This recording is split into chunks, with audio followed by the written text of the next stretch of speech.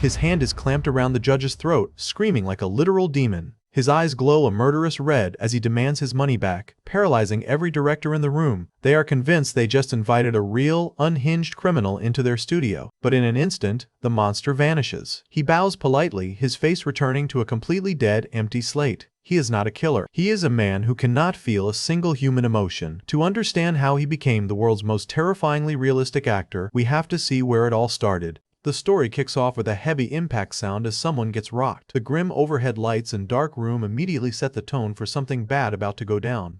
But wait, look at that face. The guy in the red jacket is actually smiling while being choked. He thinks he's being treated like an idiot and is clearly not taking this threat seriously at all.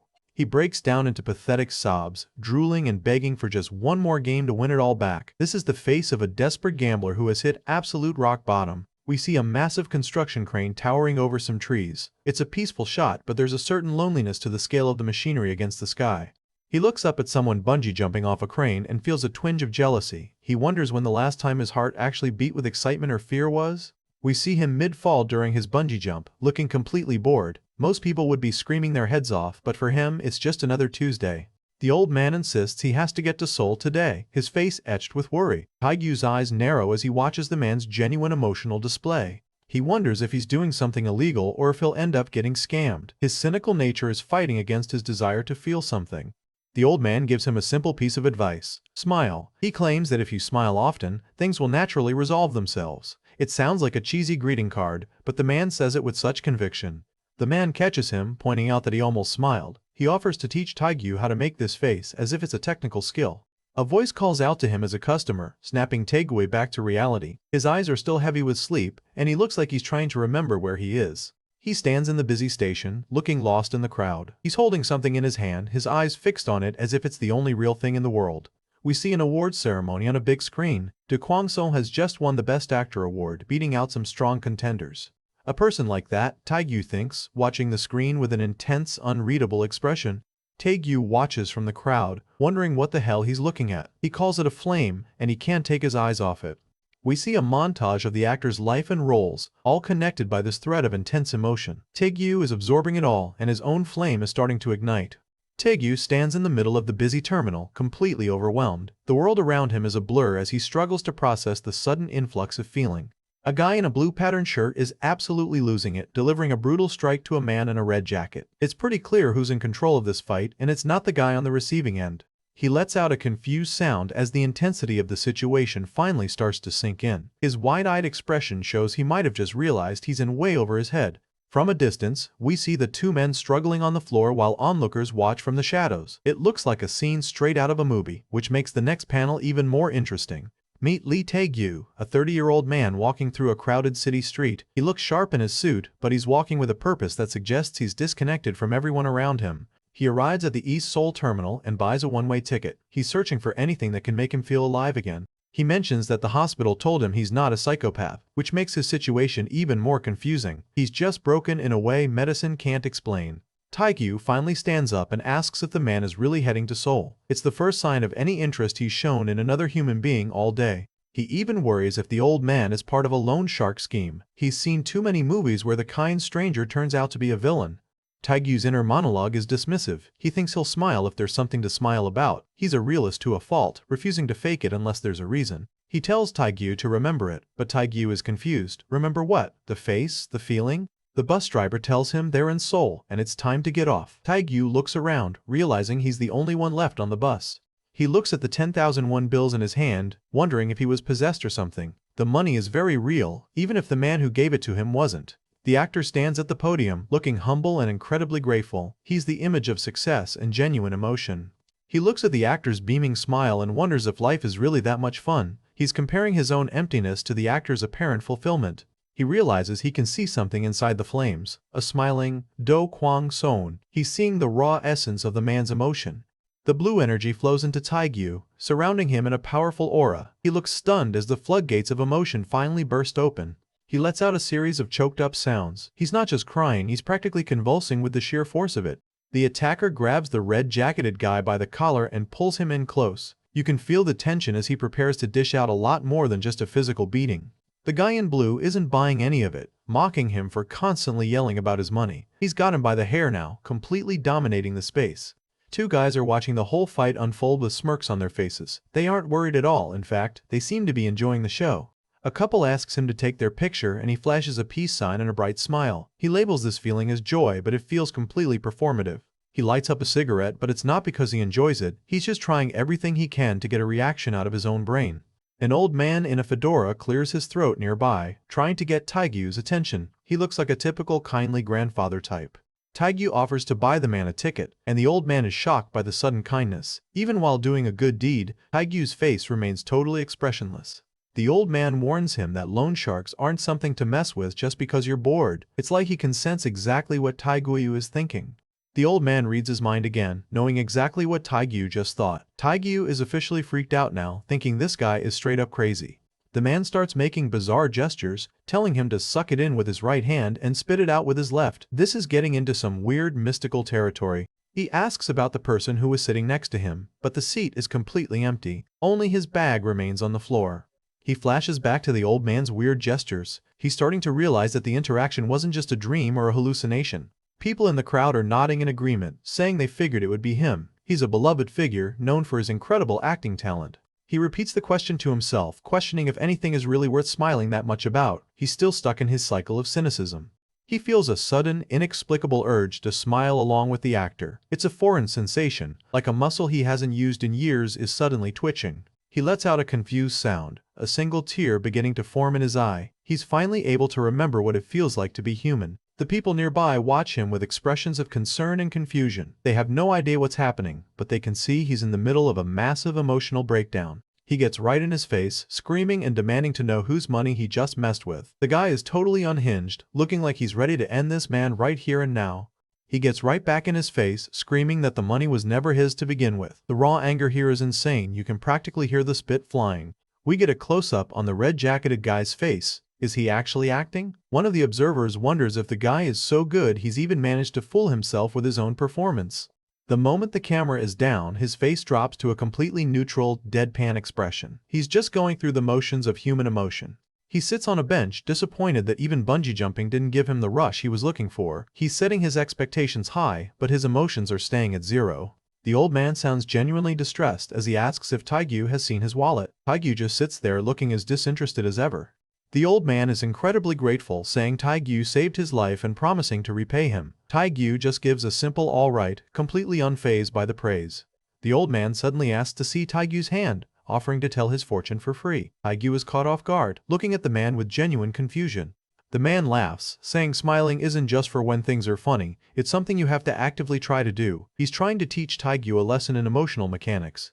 Taegyu is officially done, thinking the old man is just weird rather than abnormal. He's ready for this bus ride to be over. The driver looks at him like he's crazy, asking if he's talking about the seat next to him. The guy's expression is pure, "What is this dude on?" He notes that for a brief moment on the bus, color had definitely returned to his world. The interaction, as strange as it was, had a real impact on him. He thinks back to the old man again. The memory of that strange encounter is refusing to fade away. His heart starts to pound. He's finally feeling a real physical reaction to an emotion. The actor on the screen talks about his disappointments and how they became his motivation. Taegyu listens, feeling the weight of those words as if they were his own. Taegyu falls to his knees, sobbing uncontrollably and screaming the actor's name. It's a raw, messy, and incredibly refreshing display of everything he's been missing for years. He's finally back in the world of the living. He shoves the red-jacketed man against a wall, threatening to kill him if he utters another word. This guy is a literal powder keg just waiting to explode. The man in the red jacket starts coughing and sputtering as the physical toll of the beating finally sets in. He can barely get a sound out as he's hunched over in pain. The guy with the glasses is absolutely blown away, calling the man a genius. It turns out this whole life-or-death struggle might just be a masterclass in method acting. Next, he encounters a crying child and puts on a look of deep concern to match the sadness of the situation. He's like an actor who never turns off, except he's not acting for an audience, he's acting for himself. Another day wasted, he thinks while taking a drag. He's stuck in a loop of trying to force a spark in a soul that feels like it's gone out. After a long pause, Taegyu simply tells him he has not. No empathy, no offering to help, just a flat refusal. They end up sitting together on the bus. Taegyu gazes out the window looking contemplative, while the old man sits beside him, finally at peace. The man takes Taegyu's hand, examining his palm with a serious expression. Taegyu's hand looks small and vulnerable in the old man's grip. He goads Taegyu to try smiling right now. Taegyu looks incredibly uncomfortable, like he's being asked to perform a complex math problem in his head. The man puts a finger to his lips, saying he can't say more than this but that Taegyu will understand soon enough. He's acting like he's passing on a secret of the universe. The driver insists that the seat has been empty the entire trip. Taegyu is stunned, his brain trying to process the fact that he might have been talking to a ghost. He stares at the money again, confirming to himself that it definitely wasn't a dream. He's holding tangible proof of the supernatural. He remembers the old man's huge, forced smile. It was ridiculous, but it was also undeniably real in a way Taegyu's smiles never are. He remembers the old man's weird instructions about sucking it in with his right hand and spitting it out with his left. He decides to try it, reaching out toward the screen. Taegyu covers his face as the emotions become too much to handle. He's not just seeing the joy, he's feeling the struggle and the drive that came before it. Covered in sweat and looking completely terrified, he asks his attacker what exactly he is. The guy's composure is totally gone, replaced by pure, unfiltered dread. The scene shifts abruptly to a bright, cloudy sky with a simple message telling someone to have a safe trip. Talk about a massive tonal whiplash from the basement beatdown we just saw. And again, as soon as the interaction ends, his face returns to a blank slate. He tells himself he's the best, but there's no actual feeling behind the words. He remembers the pointless argument from earlier, and how even that felt like a scripted scene rather than a real event. The old man laments that this is a disaster because his nephew's wedding is tomorrow. Taegyu watches him closely, his eyes tracking the man's despair like a scientist observing a specimen. He calls this his secret part-time job for the weekend, hoping that helping someone will feel better than jumping off a crane. He's treating kindness like an experiment. What's with this old man, Taegyu wonders, as a bead of sweat forms on his brow. For the first time, someone has managed to make him feel a bit unsettled. Taegyu hesitates, and the man asks why he can't even pretend. He's calling out Taegyu's inability to connect with even the simplest of human expressions. A close-up on the man's hand as he makes a sudden, swift motion. Something supernatural is definitely happening here. The driver tells him he must still be half asleep and points out some money left on his seat. Taegyu looks down, completely baffled. A crowd of fans is screaming that he's here as a celebrity approaches. Taegyu turns his head, caught up in the sudden burst of energy in the station. Taegyu lets out a small scoff at the memory. He's trying to laugh it off, but something is starting to change inside him. He makes the grabbing motion, and the blue flames seem to respond, swirling toward his hand. He's literally sucking in the actor's joy. He swallows hard, his whole body trembling with the intensity of the experience. He's finally immersed in something real. When a tattooed thug gets in his face and tells him to apologize, Taegyu summons anger. He mimics the intensity perfectly, staring the guy down with a terrifying gaze. He looks at his cigarette, labeling his smoking habit as just another act of rebellion. He's a man playing a role in his own life, hoping the script eventually calls for a real emotion. The man continues to spiral, mentioning he lost his phone too and doesn't know what's wrong with him. He looks genuinely devastated, a sharp contrast to Taegyu's blank face. The old man asks if he can read minds, and Taegyu's inner thought is that he's close enough. This guy is way more perceptive than he looks. The old man keeps pushing, practically begging him to just try a little bit. Taegyu closes his eyes, looking like he's bracing for impact. A bright flash of light fills the panel, signaling a major shift or a jump in time. A famous actor, Do Kwang-sung, is walking through the terminal, surrounded by flashing cameras and adoring fans. Taegyu watches from a distance, feeling like an outsider looking into a different world. Suddenly, a flicker of blue energy appears near the actor's face on the screen. It's subtle, but Taegyu's sharp eyes catch it immediately. The actor bows, thanking everyone for the award. It's a moment of pure triumph, and Taegyu is right there with him, feeling every bit of it. The thug is baffled by Taegyu's lack of a real response, but Taegyu's inner monologue reveals the truth. He can't actually immerse himself in any of these feelings. He's just an empty shell wearing different masks. The man clucks his tongue and calls Taegyu an unusually pitiful young man. That's a heavy thing to hear from a stranger you just met on a bus. The old man flashes a huge, genuine grin, asking if it's funny. It's such a pure expression of joy that it's almost contagious. Taegyu wakes up on the bus, looking confused and slightly disoriented. The light from the setting sun hits him, making the whole scene feel a bit surreal. The blue energy erupts into a swirl of flames around the actor. It's like his emotions are literally manifesting as a visual force that only Taegyu can see. He tells the guy to stay out of his sight and walks away as if nothing happened. The thug is left standing there, probably wondering if he just ran into a psychopath. Taegyu is baffled, asking what the man means. He's used to being the one analyzing others, not the one being pityingly analyzed. Taegyu actually lets out a small, involuntary laugh. It's the first real, unscripted reaction we've seen from him. Taeju's eye reflects the blue flames as he gasps in shock. He's seeing something that shouldn't be possible, and it's terrifying and beautiful all at once. Taegyu reflects on his life, admitting he can't even remember the last time he felt something real. He's completely numb to the world around him. The actor stands there, bathed in the blue light of his own success and joy. It's a powerful image of a man truly immersed in his life. Another shot of the gray overcast sky reflects his internal state perfectly. There's no sun, no color, just an endless expanse of nothing. Taegyu is completely broken down on the terminal floor, sobbing with his head between his knees. The crowd around him is whispering and staring, wondering if he's some kind of obsessed fan who's finally snapped. Flash forward 3 days later, Taegyu is standing at his bathroom sink, casually looking at a ball of orange fire floating in his palm. Suddenly, purple energy erupts around him as he switches to pure frustration. "Ah, seriously," he shouts, his face twisting into a mask of genuine-looking anger. Back in the real world, we see a close-up of a sharp black dress shoe hitting the pavement. Taegyu is fully suited up and ready for action. He's playing the role of the groom's friend, and he's already got the mischievous bro grin ready. He's totally in character before even reaching the venue. The instructions are clear. Act as a college travel club friend and congratulate the groom, Kwak Chun-sik, as sincerely as possible. Simple enough, right? He steps into the venue, adjusting his suit. He understands why the couple is scared of awkward fakes, but he's planning to be the most real friend there. Suddenly, he hears a shout from the bathroom asking what someone just said. He pauses, sensing a drama opportunity unfolding. The uncle sighs, scratching his head. He's more worried about looking bad at his own nephew's wedding than actually helping the guy. Taegyu charges in, hand raised high, shouting Kwak Chun-sik's name. He looks like he's seeing his favorite person in the world after 10 years. He introduces himself as Kim Taegyu, the close friend since freshman year. He even bows to Chun-sik's mother with perfect, respectful form. The uncle stares at them, his expression a mix of suspicion and genuine confusion. He can't believe anyone would act this well for a part-time job. A girl in the crowd looks on with a face full of concern, her hand to her mouth. People are murmuring about whether they should step in or call for emergency help. The orange flame dances across the bathroom tiles, reflecting off the wall. It's a literal manifestation of the emotion he took from the actor, and he's clearly been practicing. He plays out a drama scene, crossing his arms and demanding to know if someone is only seeing him for one reason. He's even got the betrayed girlfriend expression down to a science. He walks through a busy street with a confident stride. He admits that even with the downside of the copies fading, living has finally become interesting. He notes that he hasn't performed in front of a real audience since the terminal incident. This is his debut as a professional emotional mimic. Let's see here, he thinks, his eyes scanning the room. He's looking for his client and sizing up the competition. The groom, Chun-sik, is surrounded by guests but looks totally isolated. Taegyu notes that the agency is right to be worried. One slip-up ruins everything. He enters to find a man in a turtleneck grabbing the groom's shoulder. It turns out the groom's uncle has just figured out the guest list is full of fakes. The uncle starts walking away, telling Chun-sik he made a huge mistake. He asks if he thinks he'll have multiple weddings in his life. Man, talk about kicking a guy when he's down.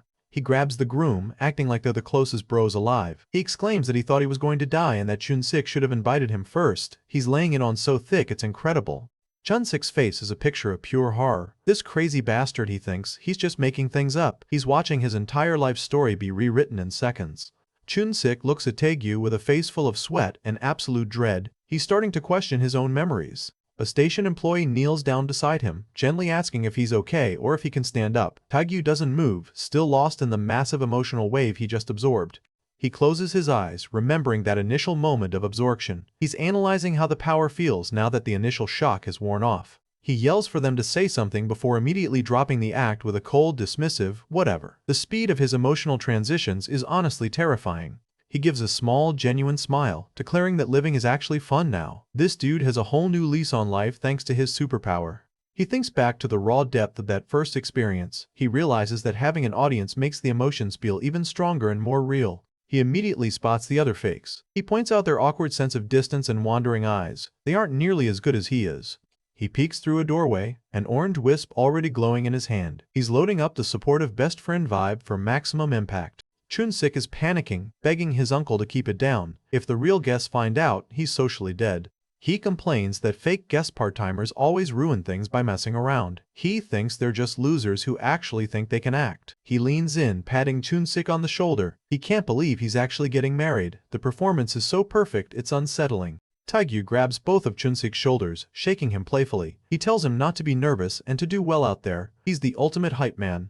We get a close-up on Chun-sik's wide, terrified eyes. He's looking for any hint of a lie, but Taegyu's mask is absolutely flawless. Suddenly, Taegyu starts laughing through the tears, clutching his head like he's losing his mind. He's breathing hard, realizing that for the first time in forever, he actually feels something, and it's intense. He begins experimenting, manifesting a memory of a previous encounter. An image of himself appears, pointing a finger and shouting about someone entering without permission. He's testing his ability to replicate specific scenarios.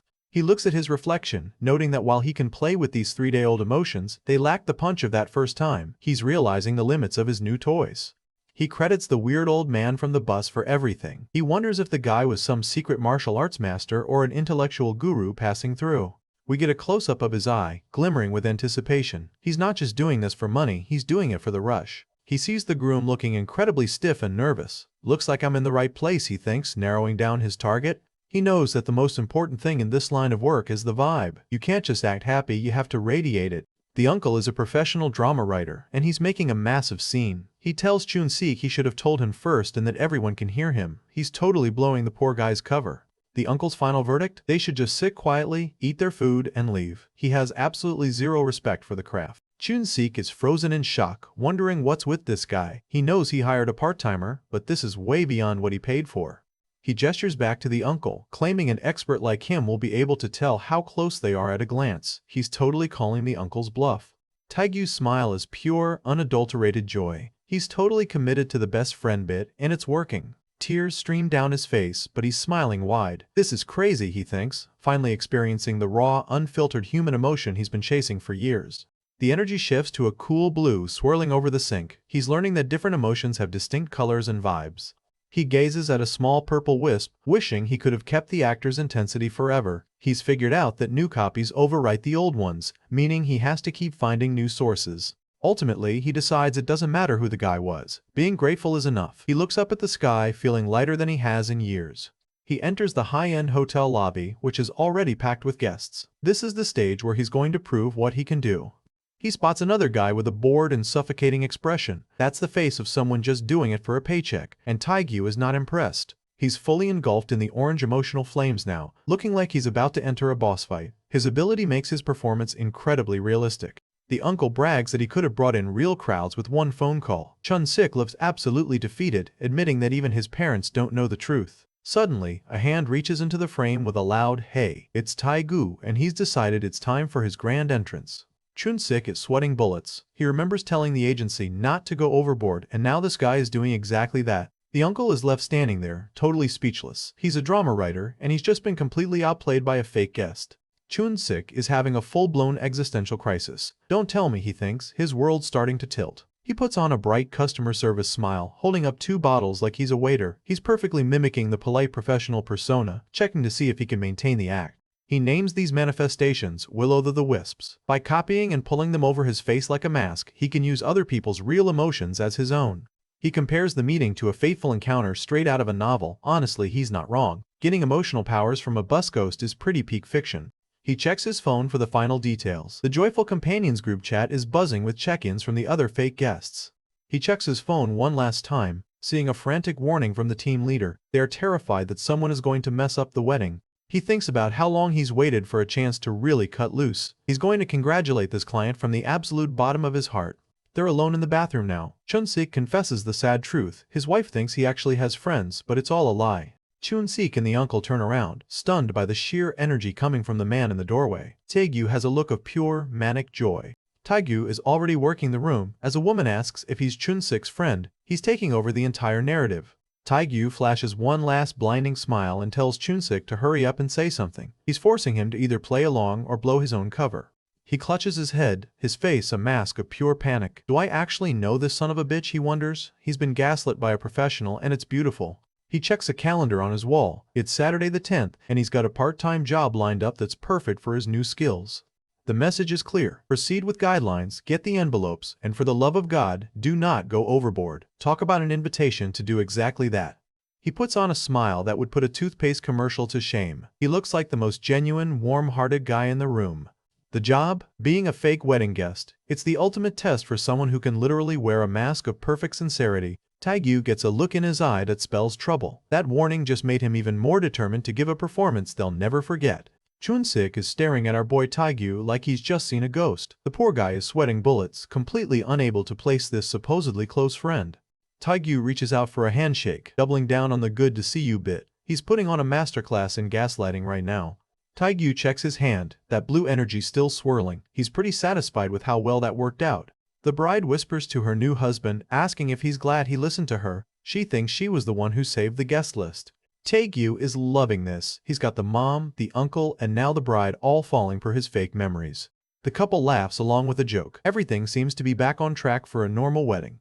It's Taegyu. He's walking up to the stage with zero hesitation. Chun-sik looks like his soul is leaving his body. We get a flashback to his actual college days. It was a total mess, with messy rooms, empty bottles, and zero friends. Taegyu wraps up his masterclass in storytelling with a huge congratulations. He's the ultimate bro. He's enjoying the ribs, but he admits his mood is even better than the food. He's riding high on that successful performance. Chun-sik is beaming with pure, heartfelt happiness. He's so genuinely grateful that Jung-yu showed up. He keeps walking, looking totally done with this emotional roller coaster. Even the uncle, that drama writer from before, is giving him the ultimate side-eye. He's definitely suspicious that something's not adding up. He gives a friendly wave, telling him he'll see him later. It's so casual you'd never guess he was a total stranger 5 minutes ago. The bride looks absolutely stunning and totally unfazed. To her, everything is going perfectly. She's bragging about how packed his side of the seating is. Taegyu's just sitting there in the back, chilling. He's feeling himself right now, completely in control of the room's emotions. But wait, the MC's got a mischievous twinkle in her eye. Now then, she says, that's never a good sign. He approaches the MC looking like he's ready for his big moment. The couple can only watch in horror. He remembers drinking alone while everyone else was asleep. His youth was actually pretty lonely and pathetic. Chun-sik is gasping, completely overwhelmed by this sudden discovery of a lost friend. He reflects on the gig. It's not quite the level of the actor he saw before, but it's a solid start for his new powers. Taegyu looks at that sincere face and actually starts to feel bad. For the first time, the guilt is hitting him. But then, a hand clamps down on his shoulder. Someone's not letting him leave just yet. The groom's brain is literally working in overdrive right now. You can see the panic in his eye as he tries to dig up a memory that doesn't exist. Chun-sik is just standing there looking like a deer in headlights. He's completely frozen by the social pressure. And look at Chun-sik now. He's suddenly looking like the most confident man on earth. That emotional boost did wonders. Chun-sik agrees, thinking she has no idea everyone there is a paid actor. He's feeling pretty smug about his little secret. Chun-sik is trying to stay calm, telling himself it doesn't matter who the guy is as long as the wedding finishes. She declares that the groom's side shouldn't lose out on the enthusiasm. She's about to stir the pot. He takes the mic with a massive, charismatic grin. He announces to the whole room that he's a friend from a college club. But Taegyu's words are painting a different picture, a youth of romance and shared drinks. He shouts back, thanking Jung-yu for coming. He even made up a new nickname on the spot. He takes another bite, convinced that coming here was the best choice he's made all week. He gives a deep, respectful bow. He congratulates him on his wedding, and this time, it's not just an act. It's the uncle, and he's looking impressed. He asks if that was all an ad-lib. The pro writer just met his match. Meanwhile, his mom is over here beaming with pride. Taegyu's acting is so top tier he's got the elders completely fooled. But wait, check out the blue energy wisps during that handshake. Taegyu is literally passing him a vibe to calm his nerves and sell the story. The officiant finally makes it official, they're husband and wife. The crowd is all smiles for the happy couple. But then she notices Taegyu specifically. But who's that guy, she asks. Oh man, here we go again. He looks pretty stressed though. The bride can tell something's up, but she's letting it slide for now. Both Chun-sik and the bride have that oh no expression. They know exactly where this is going. He starts telling a story about their travel club that basically just drank all day. Chun-sik is just staring, wondering how far this lie is going to go. He talks about bravado over empty soju bottles, making their past sound way more legendary than it was. The two of them share a massive bro hug while the crowd cheers. Taegyu has officially won the wedding. He's feeling totally satisfied, already wondering what kind of trouble he can get into next. Chun-sik is caught off guard by the sudden seriousness. Look at that confident smirk from Taegyu while the groom looks like he's about to have an existential crisis. He's desperately trying to figure out who this mystery guest is. It works. Chun-sik manages a shaky ad-lib thanking him for coming. This guy is fighting for his social life. Everyone's clapping and cheering. It's the perfect ending to a ceremony that was almost ruined. She points out the guy in the front row who was clapping so loud. Taegyu's enthusiastic act might have been too good. The MC steps up to the mic, signaling it's time for the next part of the program. The groom is back to sweating buckets. He's terrified of what's coming next. He continues with the praise, calling Chun-sik the hardest working guy who everyone loved. He's laying it on thick. Chun-sik's brain is literally rewriting his own history into a nostalgic group of friends. Cut to later at the buffet. The job is done, and it's time for the real prize, free food. Someone shouts, "Hey Jung-yu." Oh boy, the fantasy hasn't ended yet. The bride looks equally confused. The cool college friend just got all formal on them. It's total mental overload for Chun-sik. He's trying so hard to fit the context Tae-gyu provided into his life story, and he's coming up empty. Chun-sik watches him walk away, finally able to breathe again. He has no idea he was just mentally manipulated by an emotional wisp. The applause fills the room. It's a job well done for our professional friend. Chun-sik just gives a simple "ah," probably praying she doesn't ask any follow-up questions. She starts addressing the guests with a big professional smile. It's time for the heartfelt speeches. And there it is. The MC asks if anyone wants to share a memory of the groom, the ultimate nightmare for someone with fake friends. Chun-sik is laughing awkwardly, but he's actually blushing. The uncle is watching with a very keen eye from the audience. He's starting to believe that his 20s were actually full of precious, humble memories. Tae-gyu has literally gaslit this man into a happier past. Tae-gyu is going to town on some ribs. He's thinking, who the hell is Jung-yu? This guy is savage. Chun-sik and his mom walk up to him at the buffet. The groom is apologizing for not recognizing his best friend earlier. Tae-gyu makes a run for it, thinking he needs to get out of there before the guilt gives him permanent indigestion. This poor dude is having his life flash before his eyes. He's terrified that forgetting a best friend makes him the world's biggest jerk. Tae-gyu is in the audience, clapping louder than anyone. He's really committed to the role even when the pressure's off. She's suspicious because he said no friends were coming. Chun-sik gives the classic, "I'll tell you later," to avoid getting caught. The couple stands at the center of the stage, ready for whatever the MC has planned next. The bride is mortified, wondering why the MC is going off script today. The tension in the room is rising fast. Chun-sik's eye starts to water. He's actually getting emotional, hearing someone, anyone, say these nice things about him. Back in the present, Chun-sik is looking at Tae-gyu with pure, unfiltered adoration. He makes up an excuse about the hoodie Tae-gyu supposedly always wore. He's even remembering how they used to crush 4 bottles of soju a day. He's rushing out and accidentally bumps into someone with a loud whoops. The MC looks toward them, ready to start the interactive portion of the ceremony. Chun-sik is panicking, thinking the whole hired actors thing is about to get exposed in front of everyone. He realizes he did have a friend. He even thinks he remembers a name ending in Gi-yu. He's completely fallen for it. He's wide-eyed with fear, just waiting for the disaster to strike. He whispers Gi-yu under his breath. The brain is a crazy thing, man. And then, a lone black dress shoe steps out into the aisle. Someone is actually taking the bait. Meet Kwak In-ho, a once famous drama writer who thinks he has the ultimate eye for talent. He's standing in an urban area looking confident as the narrator builds him up as someone who puts professional directors to shame. In-ho gets straight to the point, demanding to know which acting agency Tae-gyu is signed with. He's already sizing him up for his next project. Tae-gyu doesn't seem to recognize the name and pulls out his phone to check. He's not the type to take a stranger's word for it. The writer reaches out again, but Tae-gyu smacks his hand away with a loud talk. The situation has turned from a professional offer to a desperate emergency. Tae-gyu lies flat on his bed back at home, staring at the ceiling. I'm fired, he thinks, officially hitting another low point. Du Guan-son's intense face fills the screen. Seeing the man who first unlocked his emotions is clearly having an effect on Tae-gyu. Back to In-ho, who is shouting into his phone about how many times he has to explain himself. He's clearly fighting with someone over his discovery. Tae-gyu's phone vibrates as it receives an incoming call from an unknown number. This is the moment of truth. In-ho's first impression of Tae-gyu at the wedding is that he's just another handsome friend. He was totally under the illusion that Tae-gyu's performance was reality for a second. Tae-gyu plays dumb, pretending he doesn't know what an agency is. In-ho isn't buying it, telling him to stop playing games and wondering why a pro is wasting his time here. The phone screen shows the search results for the drama. Unbelievable hell. It's clear that Kwak In-ho isn't exaggerating his fame. In-ho keeps pushing, asking if he has time for a new drama project. Tae-gyu is hunched over, practically vibrating from the effort of not exploding right there. He remembers his chaotic exit from the wedding, with the bride and other guests looking on in confusion. He knows he went way too far with his immersive performance. Tae-gyu wonders what his next move should be. He's stuck between wanting to act and not wanting to be a fraud. He's practically screaming that Tae-gyu's ad-libs are completely insane and way better than anyone they've talked to before. He's really putting his neck on the line for this unknown kid.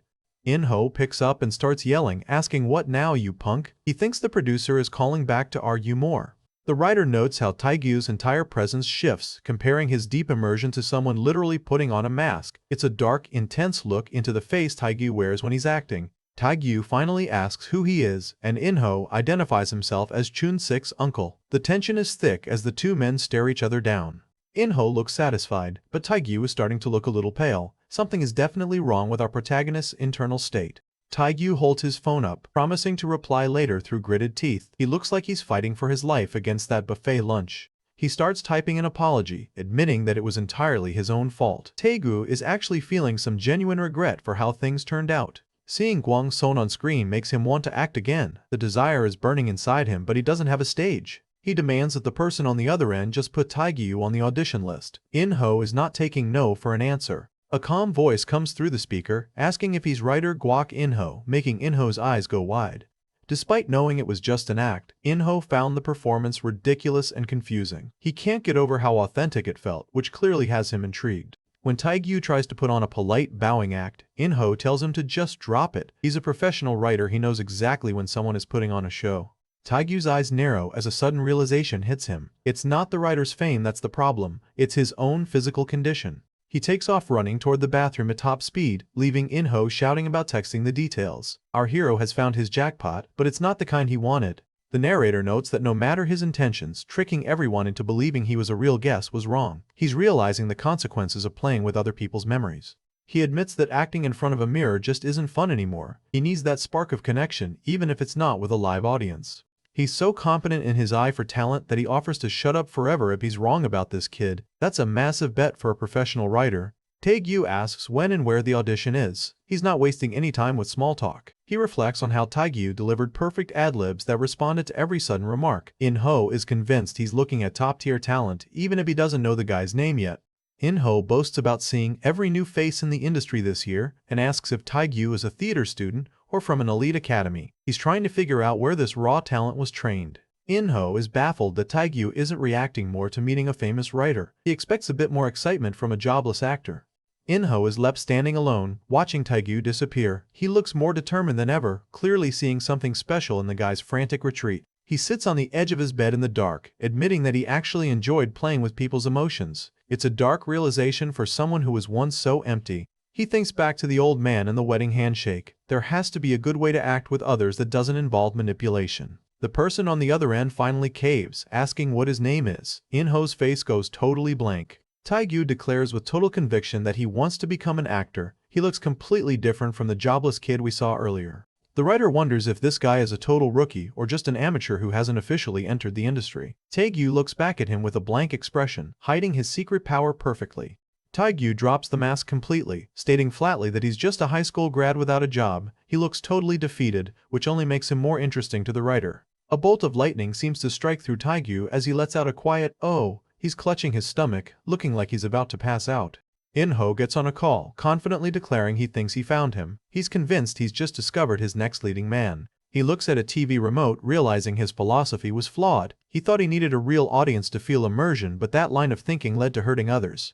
The movie on TV shows a heartfelt hug between the leads. It's a perfect representation of the shared emotion he's longing for. "I'm about to find out," he says with a wide, slightly crazy grin. He doesn't even know who he's fighting for yet. Inho smirks, relieved that he wasn't wrong. He says he thought Taegyu wasn't going to call, clearly enjoying the win. Inho thinks Taegyu is playing a clever game by drawing a line between them. He finds the dumb act to be a fascinating part of his character. Sweat pours down his face as he realizes his stomach is in total knots. The stress of the day is finally catching up to his physical body. Cut to the bathroom stall, where Taegyu is having a truly rough time. He's definitely regretting that third plate of ribs now. He turns on a movie featuring the actor Gwang Son. He's trying to find a way to experience emotion without causing chaos in the real world. Taegyu's eye reflects the screen, his gaze fixed on the professional performance. A new idea is starting to take shape. Another man with glasses and an ID badge stares at his phone, looking totally unimpressed. He's clearly the one Inho has been badgering. The writer admires Taegyu's face, noting how well it transforms into something vivid from a blank slate. He's already visualizing him on a screen. A montage of greasy ribs and buffet food flashes through his mind. He's wondering if he went a little too hard on the free wedding food after his big performance. He checks a new text message on his phone, hoping it's some good news for once.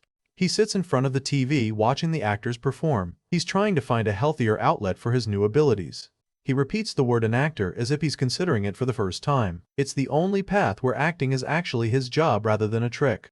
This new guy thinks of In-ho as a clueless has-been. There's some serious internal drama going on in his production company. I'm definitely taking him, In-ho thinks with a smug grin. He introduces himself as the writer of the hit show Unbelievable Hell, expecting Taegyu to be impressed. In-ho tells him to relax his face, but Taegyu warns him not to touch him. He's in the middle of a digestive crisis and needs space. Bad news strikes again. The agency has fired him. They claim the cleanup process wasn't smooth, and they won't be working with him anymore. He decides he'd rather kill time alone like this than hurt people just to satisfy his own curiosity. It's a moment of moral growth for him. He remembers In-ho's promise to text him details. The writer's offer is starting to look like a lifeline rather than an annoyance. Taegyu hangs up the phone after receiving the call he was looking for. He's making his move. Taegyu frantically jumps off his bed to search for his phone on the floor. He's suddenly in a huge hurry to find that message. In-ho is furious that the person hung up on him. He's clutching his phone, looking ready to punch a wall. His phone is lying face down on the carpet. It's the only thing that can bridge the gap between his lonely room and a real career. We're on a professional film set, and the camera crane is positioned for a high-angle shot. Looks like a big production is getting ready for something major. A man in a brown jacket is busy reviewing some scripts while the set continues to bustle around him. There's a lot of pressure to get everything right before the cameras roll. Ji Cheol-gun, the guy with the glasses, gives a flat no without even looking up. He's totally shut down the idea before In-ho could even finish. Cheol-gun adjusts his glasses, reminding his friend that the shortlist is already set in stone. He's basically telling In-ho to stop being a stubborn idiot and just let it go. Cheol-gun sticks to his guns with another firm "I said no." In-ho is starting to lose his cool, screaming that he's the actual writer of the show. The scene shifts to a quiet, traditional-looking room with warm sunlight streaming through the windows. It's a total contrast to the chaotic energy of the film set. Cheol-gun bows his head slightly, thanking the man for the compliment but trying to stay professional. He knows better than to celebrate until the work is done. Cheol-gun asks for clarification, and the man tells him not to make a big deal out of it. It's a classic power move to make the receiver feel small. Meet the problem: Kim Hwan, an idol-turned-actor being pushed by the CEO of YKB Entertainment, Do-yoon Seop. This is the guy they're forcing into the show. The role is Oh Dae-bak in the crime drama Gray City, a gambling-addicted madman who even changed his name. It's a high-intensity part that needs a real actor. The CEO plans to use this role to engrave Kim Hwan into the public's memory. He's only thinking about the profit margin, not the quality of the performance. Cheol-gun stares into space, trying to convince himself that this isn't a bad deal, but his eyes say he knows exactly how much of a sellout he's being. Back to reality, In-ho is shouting at Cheol-gun for ignoring him. He has no idea about the shady deal that was just made behind his back. Cheol-gun turns on In-ho, telling him to wake up in a harsh, cold tone. He's done being the patient partner. He tells In-ho that this is exactly why people call him a clueless has-been. That's a low blow even for a heated argument. He mockingly asks if In-ho took something because things have been tough. He's being incredibly cruel, trying to shut down his friend's arguments for good. Director Ji finally snaps and lunges at Kwak In-ho, grabbing him by the collar and shoving him back. These two have clearly reached their breaking point, and the professional facade is officially gone. In-ho doesn't flinch, looking sweaty but defiant as he throws the crazy insult right back at him. He argues that being over 40 with nothing but pride left is the real madness, hitting the director right where it hurts. The argument spills out into the street, and In-ho starts shouting about how the director has botched every single project since Innocent Hell. The crew is starting to panic, screaming for someone to step in and break them up before it gets physical. In-ho is in full meltdown mode, screaming about the director's habit of forcing specific actors into key roles. He's airing out all their dirty laundry in front of everyone on the set. The two are having a full-blown public meltdown, with the director accusing In-ho of being on the take. He demands to know who this Lee Tae-gyu kid even is and exactly how much money In-ho took to shill for him. The director points a trembling finger at the writer, claiming he sees right through the act. He mocks In-ho, asking if he's just terrified that his little rookie find is going to be completely pushed out by the star power of Kim Hwan. Cheol-gun screams for him to bring Lee Tae-gyu or whoever, promising to expose In-ho's rotten judgment to the whole world. He's turned the audition into a personal war. He adds a massive bet. The loser of this project leaves the industry for good. Both men are putting their entire futures on the line now. The scene shifts to Taegyu's apartment building at sunset. It's a quiet, peaceful contrast to the explosion that just happened on the film set. Inside, the apartment is dark and mostly empty. It's a lonely, Spartan living space for a guy who just got his first big break. He stares at his reflection, making sure every detail is perfect. He's taking this audition incredibly seriously. He grabs his backpack, moving with more purpose than we've ever seen from him. He puts the money in his pocket, thinking it should be enough for an emergency fund. He's a guy who's used to having a backup plan. He steps out of his apartment door and into the hallway. The journey to the audition has officially begun. He walks through a park-like area, observing the normal people around him. He feels like a completely different person than the one who sat on that bus a week ago. He spots a taxi and waves it down with a shout. He's decided that today isn't a day for being late or taking chances. The driver skeptically asks if he actually has money before letting him in. Taegyu just gives a simple, "I do," likely flashing the envelope to end the debate.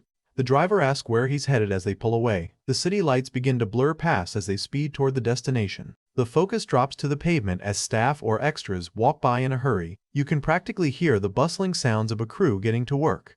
Kwok In-ho is going to bat for Lee Taegyu, telling the producer that he should at least get an audition. He's putting his own reputation on the line for this kid. In-ho isn't backing off, arguing that Taegyu's ad-libs are on another level. Kail-gun shuts him down again, saying it's a waste of time to use someone with zero experience for a private audition. In-ho is practically begging now, asking for just a single slot. He promises that if the kid is no good after one look, they can just kick him to the curb. In-ho leans in, desperately asking if they can just sneak him in. He thinks that as long as the ratings are good, nothing else should matter. A man in a white dress shirt and black vest sits at a table, looking over a script with a bottle of sake nearby. This looks like a high-stakes private meeting. The man slides a thick brown envelope across the table, telling Kail-gun to take this. It's definitely not a friendly tip for a good meal. The man in the vest adds a condition. The auditions must remain private. He's definitely pulling strings to get his way. In short, the character is a scene stealer, and we see a glimpse of the unhinged energy required. It's a role that could make or break anyone's career. It's a win-win. The idol gets famous, the CEO makes money, and the director seizes his last chance. It's the kind of corporate deal that kills real art. Chaeol-gun suddenly snaps, barking out a loud curse. He's finally reached his breaking point with the entire situation. In-ho is stunned, repeating, "What did you just say?" The sudden personality shift from his friend is catching him totally off guard. Kail-gun asks how long he's going to stay stuck in his glory days. He's accusing his partner of living in the past while the industry passes them by. The director is screaming right in In-ho's face, demanding to know if he's actually lost his mind. He looks completely unhinged, unable to believe the writer is pushing this unknown kid so hard.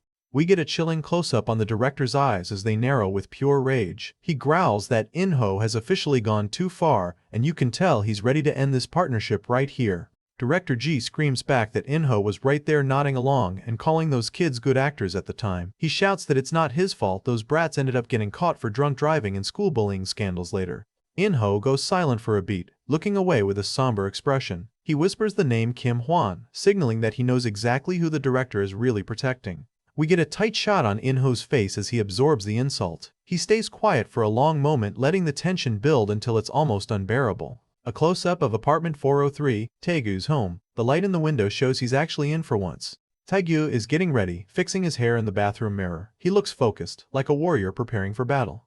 He flips the light switch with a loud take, plunging the room into darkness. He's leaving his old life behind for a few hours. He picks up the thick brown envelope of cash he has left. It's a physical reminder of the stakes he's playing for.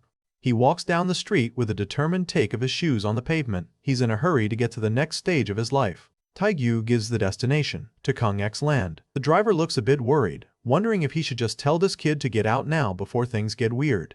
The script is for Gray City, directed by Ji Cheol-gun and written by Kwok In-ho. This is the very project that started the argument. Kail-gun stares at the bribe, mentioning that he already gave his account number. He's clearly uncomfortable with how blatant this transaction is.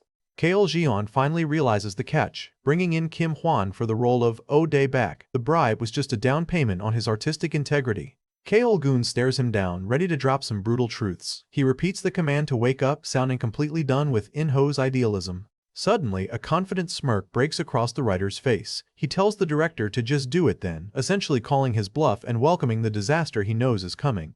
He hops onto a bus, ready to travel across the city. It's a routine trip, but the destination this time is everything.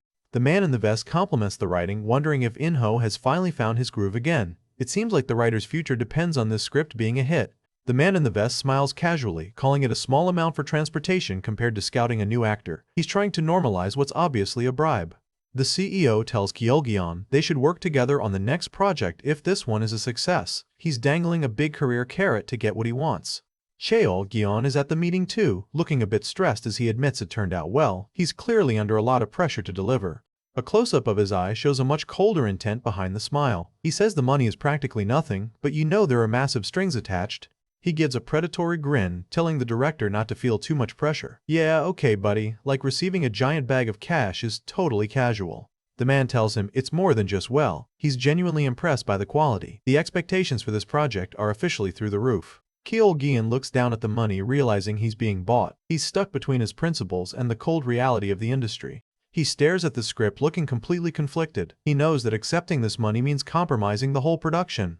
The sound of cards snapping onto the felt echoes through the room. We're in a high-stakes gambling den where fortunes are lost as quickly as they're dealt. He closes his eyes and focuses, shielding his face with his hand. He's looking for something specific in this sea of humanity. The road manager is at the wheel, multitasking as usual. He's getting last-minute updates on the audition details. He tells Juan to just go in and show off his skills like always. Juan just gives a confident smirk. He knows he's the best. He continues his verbal assault, mocking her for tagging along with a celebrity. He asks if she thinks they're on the same level just because he wears the trashy clothes she gives him. Talk about a massive ego. The manager is absolutely fuming now, screaming at him to stop, but Juan's ego is way too big to be contained. This motherfucker, the manager thinks. He's actually hoping Juan bombs the audition just to knock him down a peg.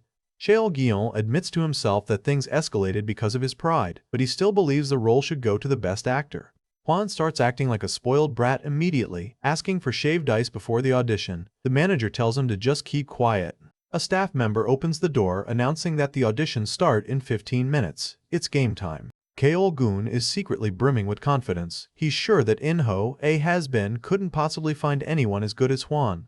The roulette wheel spins with a rhythmic clatter, the ball dancing across numbers while players hold their breath. The tension is palpable in every spin. He remembers the old man's words about emotion copying. It's time to put that training to the test and build a whole new persona. He's on the phone, confirming that ad-libs will be expected. He bids them to take care, as the hooded figure in the back listens in. We get a close-up on his eye behind the dark lens. There's a calculated, predatory look in there that most people never see. The manager finally snaps, shouting at him to watch his mouth, but Juan just doesn't care about social boundaries. We get a close-up on that nasty smirk. He's getting a real kick out of seeing everyone else so miserable. The narrator notes that in this industry, talent is everything, and unfortunately for everyone involved. He looks at Taeju standing nearby, wondering what the kid actually has up his sleeve. The anticipation is killing him. Inho watches from a distance, recognizing Juan from his recent web drama. He knows the kid is talented, but also notoriously inflexible. The judges are seated and ready, including Inho and a very stressed-looking Kyo-gian. The air is thick with tension. But then his jaw drops. The figure entering the room is like nothing he expected. Row after row of slot machines flash and chime, drawing in desperate souls hoping for a miracle. It's a sensory overload of noise and neon lights. He scans the faces around him. Greed, despair, and madness. Shall we go then? He mutters, ready to absorb the darkness. Kim Hwan, hidden behind sunglasses and a hood, finally speaks up. He asks who that was, his voice smooth but cold. He reflects on his usual public image versus the gritty role of Oh Dae Bak. He's a straight-A idol, but he knows he has a darker side. Juan just laughs, saying some people prefer taking selfies with him over fixing their pathetic lives. He's got zero respect for the staff. Juan just leans back, casually asking how he did. He asks if he fits the part, as if the last few minutes were just a rehearsal. Kim Hwan is undeniably gifted. He's got the looks, the fame, and the raw acting ability to get away with being a monster. He thinks about the character of Oh Dae Bak, an insane, unhinged gambler. It's a role that requires total immersion. It's his first time seeing him in person, Inho thinks, but he can tell right away why they call him a genius. The two partners look over their scripts, both thinking about the bet. One of them is about to be very right or very wrong. It's like all the failures in this world clumped together into one. A pitch-black presence is filling the doorway. The casino floor is a sea of movement, filled with winners, losers, and everyone in between. Welcome to the pit, where reality fades away. A whirlwind of emotional energy swirls around him as he pulls in every bit of raw feeling from the room. He's preparing for the audition by becoming the role itself. The manager explains it was producer Ji Chul-gon from City of Ashes. Juan just wants to know why the guy felt the need to call personally. He decides to stop worrying. Whatever, Kim Hwan, you're a perfect fit for Oh Dae Bak, he tells himself, fully embracing the madness. He puts a hand on the assistant's head like she's a dog. Isn't that pathetic, he asks, his smile looking sharper than a razor. The assistant just looks away, tears welling in her eyes. To Juan, she's just an expendable prop for his genius. It's the day of the City of Ashes audition, and the hallway is packed with hopefuls. The competition is fierce. Suddenly, a loud voice interrupts the silence, exclaiming about the place. Guess who just arrived? The narrator notes that Hwan truly stands out. He's got a fluid vitality that makes everyone else look like background extras. Kail-gun whispers that it's not too late to cancel the bet, but In-ho isn't backing down, replying not really. It's Taegyu, and he looks like a literal demon. He's fully transformed into the role of Oh Daibak, and the darkness he's radiating is terrifying. Everyone is speechless. A shadowed figure in a hoodie watches the chaos with an intense, unhinged look. He whispers for them to have a great time, though his eyes say something much darker. Cut to a black van speeding down the highway. Our rival is on his way, and things are about to get complicated. The manager turns back, telling him to practice hard because they might throw some curveballs with the ad-libs. The pressure is on. Suddenly, he leans right into the female assistant's space, looking absolutely menacing. He mocks that he's getting hurt here, scaring the poor girl. The van keeps rolling, carrying this ticking time bomb toward the studio. Hwan clearly thinks he's the main character of everyone's life. The manager keeps his eyes on the road, looking like he's about to explode. This is definitely not the first time he's had to deal with this. In-ho stands in the middle of the crowd, clutching his scripts. He's looking for that one diamond in the rough. Kim Hwan strides in, acting like he already owns the place. He shouts that the vibe is crazy, making sure everyone sees him. The other actors look dejected as they watch him pass. It's like their own light is being sucked out by his presence. In-ho looks around, getting worried. He tells Kail-gun he's going to regret it, and then wonders where that Lee Tae-gu guy is anyway. Taegyu stands in the thick of it, taking in the scene. Even he's taken aback, thinking it's way more chaotic than he ever imagined. Hwan doesn't seem worried at all. He asks if they didn't already settle that, sounding bored with the whole process. We get a close-up on the assistant's wide, terrified eye. She's starting to see the real Kim Hwan, and it's not pretty. The assistant is shaking, stumbling over her words as she tries to apologize for nothing. She's completely broken by his treatment. Hwan explains he just wanted to practice his psycho ad-libs. He's desperate to play a villain just to shake off his good boy idol image. We see a close-up of Kail-gun's eyes. He's remembering the bet they made. The loser leaves the industry for good. He waves with a massive, fake nice smile, introducing himself as the rookie genius Kim Hwan. He's already working the room.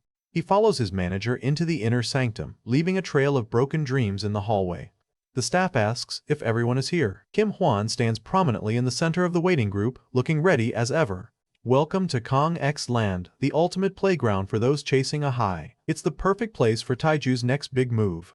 The manager laughs it off, saying they're probably just trying to make the audition look legitimate. He's got total confidence in his star. He leans even closer, his voice dropping to a low whisper. He says to look, he's actually hurt, testing out his creepy new vibe. He gives a fake, charming smile and tells her not to cry. You know I didn't mean it, right? He asks. Yeah, okay buddy, whatever you say. He flashes back to his own outburst. He's put his entire career on the line just to prove a point about talent. The other actors look absolutely dejected. They know Hwan's reputation, and his presence alone is enough to kill their confidence. Hwan looks like someone who has never experienced failure. He's a brilliant gem, but he might also be a hollow one. We get a close-up of In-ho, who is looking more and more anxious. He's put everything on a guy who hasn't even shown up yet. His eye behind the glasses is cold and empty. He's fully immersed in the persona, and it's genuinely disturbing. The assistant is still sobbing in the corner while Hwan pretends to be sorry. The manager thinks to himself that this guy is a complete sociopath. The manager whispers to him to settle down, and Hwan just gives a dismissive, "Oh, right," he's barely listening. Cheol-gin gets annoyed, telling him to stop acting tough. Suddenly, the staff announces he's here. Actually hurt, he repeats, enjoying the power he has over her. This guy is a literal psycho in the making. Taegyu is hunched over in the shadows, radiating a pure, dark energy. He looks like he's finally figured out the exact flavor of madness he needs for this role. Hwan, the idol actor, is watching from the side with a smirk, but his manager looks way more concerned. Even a genius like Hwan can tell this new guy isn't normal. Audition number 2, Jung En-gyu, is absolutely screaming his head off. He's trying for intense, but he just looks like he's having a tantrum. In-ho reflects on his script Ashen City. He knows exactly what this noir project needs, and so far, no one has even come close. Chul-gon is in his head, admitting that in this industry, you're not treated like a human if you don't sell. He's tired of being seen as an ego-inflated hack. Chul-gun adjusts his glasses and calls for Lee Tae-gyu to come forward. He looks skeptical but willing to give the kid a chance. The female judge lets out a surprised, "Oh," looking genuinely impressed. Chul-gun just lets out a tired groan, still refusing to be swayed. Taegyu stands in the spotlight, looking like an entirely new person. He's embodying the character of Oh Daibak with every fiber of his being. There was a piece of trash in the shape of a human. Taegyu looks absolutely disgusting and dangerous, which is exactly what the role calls for. He leans in closer to the judge, calling him a foul name. The raw aggression is through the roof. He's not following a script anymore. Chul-gun finally snaps, screaming that he's a crazy bastard. He's terrified that Taegyu is actually losing his mind on set. He lets out a creepy, low laugh while grinning to himself. This dude has officially left the building, and something much more dangerous has taken his place. The writer, Kwak In-ho, walks up to the judge's table looking stressed. Chul-gun is already judging him, wondering what on earth he dragged into the studio. The judges aren't having it at all. The woman gives a polite thank you for your hard work while the man stamps a giant eliminated on his file. Big oof. He thinks about the genre, noir. Most people think it's just about swearing and being brutal, but he knows there's more to it than just violence. In-ho looks at him with a serious face, promising to show him one thing. He's betting everything on Taegyu's hidden talent. He's thinking, this punk, are you sure? He's definitely not impressed by Taegyu's initial appearance. Taegyu introduces himself, his face shadowed and his eyes glowing. The loser from the terminal is gone, replaced by this terrifyingly vivid character. The shadow over his face emphasizes the dark transformation. He's creating a persona that is just a gimmick but feels incredibly real. The observers are losing it, exclaiming how crazy it is and how he's completely changed. They can't believe they're seeing a completely different person standing there. The judge is trembling, realizing he's face to face with the real Oh Daebak. The performance is so real it's become physical assault. In-ho asks if Chul-geon wanted to win the bet that badly. He thinks Chul-geon has lost his dignity as a filmmaker by letting this continue. The judges are all having a good laugh, completely unaware of the monster that just walked into their audition room. They think this is just another normal day at the office. In-ho greets Taegyu, noting that he's a bit late but glad he made it. Taegyu just gives a shaky, awkward laugh, looking like he hasn't slept in 3 days. Next up is number 8, Kim Suho, who is swinging a hammer around like a budget Thor. He's trying to be a madman, but it just feels forced and awkward. He pictures action scenes where people are sliced into sashimi. To him, that's just the surface level of the genre. The narrator notes that In-ho's eye for talent hasn't gone blind just yet. We see Taegyu standing behind Hwan, looking like a dark shadow compared to the bright idol. The other judges tell them to stop fighting. They'd rather get the audition over with than listen to the writer and producer whine at each other. Chul-geon admits that the writer looks like he put some thought into this. He recognizes the effort, even if he doesn't believe in the actor yet. Chul-gun signals for him to start scene number 33. He warns that he might throw in some ad-libs, challenging Taegyu to roll with it. Taegyu, or rather Oh Daebak, looks at one of the judges and says a single word, "You." The threat in his voice is terrifying. Suddenly, Taegyu reaches out and grabs the judge by the throat. He's screaming, "Why are you doing this?" while the judge begs him to calm down. We see a close-up of a hand grabbing the judge's collar, the dialogue trailing off to heighten the tension. The producer, Ji Chul-geon, looks up and is immediately hit with a wave of surprise. He can feel the shift in the room's atmosphere even before the acting starts. A wider shot of the studio shows In-ho telling Taegyu he can't go in looking like a total mess. He tells him there's something he absolutely has to do before the audition. Chul-geon looks like he's about to fall asleep from boredom. Another eliminated stamp for the hammer guy. Intensity without depth is just noise. A pen crosses out another name on the list. He firmly believes that violence and swearing alone do not complete a noir. One of the assistants announces that the last person for the role of Kim Min just left. It's finally time for the main event. Chul-gun snarks that if they set the bar too high, it'll be hard to evaluate the actor In-ho is pushing for. In-ho just tells him to do as he pleases and keep his conscience clear. We get a close-up of Chul-geon's face as he watches Taegyu carefully. He's starting to notice that this isn't just a costume, it's a transformation. The moment Taegyu opens his mouth, everyone leans in. It's like the air in the room just got 10 degrees colder. He points a finger and tells the judge to put it down. He's totally taking control of the room, treating the judge like his personal plaything. In-ho and Chul-geon are frozen in shock, stammering as they're unable to believe what they're witnessing. A wide shot shows the total chaos of the room, with papers everywhere, the judge being manhandled, and Taegyu standing over everyone like a king. The text wonders if they brought a real gambling addict to the audition room. Taegyu has officially nuked the building. Taegyu stands there with his eyes shadowed, looking like he's about to commit a crime. I got it, he thinks. I finally figured it out. Taegyu looks up with those dark, sunken eyes, asking what it is. He looks more like a victim than a leading man right now. We get a close-up on another actor who is sweating bullets and looking physically pained. This role of Oh Daebak is clearly chewing these guys up and spitting them out.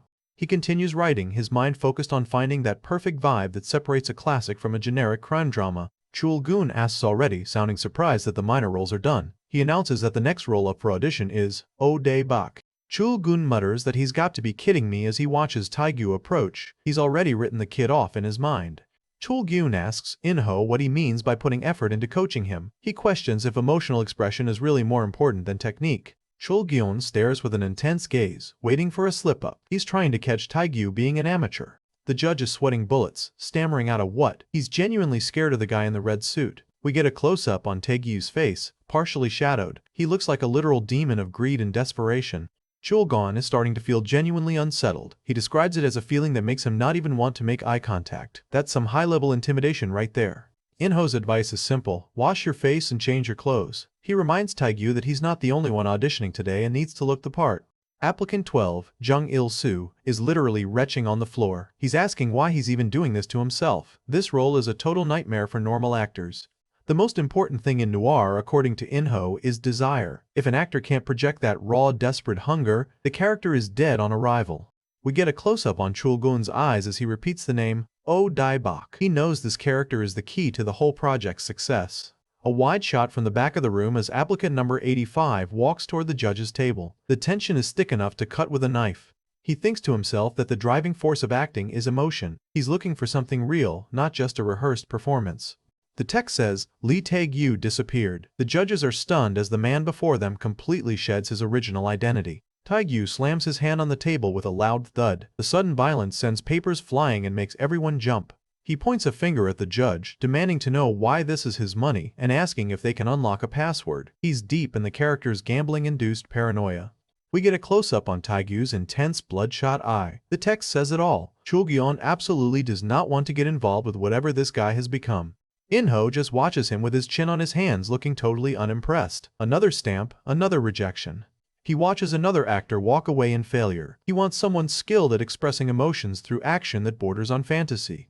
Inho stares ahead, looking like a man who is either about to be proven right or lose his entire career. No pressure, right? Taegyu enters and, holy crap, he's in a full red floral patterned suit. He looks like a high-level gambling boss who just stepped out of a casino.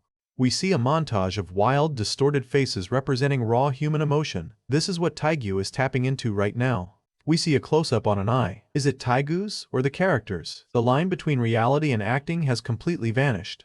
The text sets the stage. The name of that piece of trash is, we're about to see the full extent of this madness.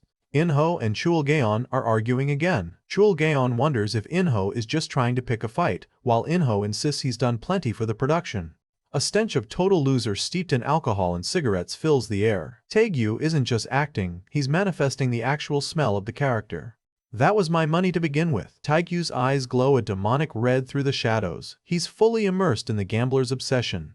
And in the spot where Lee Tae-gui had stood, something else has taken root. The room is dead silent. Director Ji Chul-gyun is sweating bullets right now, looking like he's seen a ghost. He snaps at the writer, asking if he's actually insane for bringing a real gambling addict into the studio to cause a scene.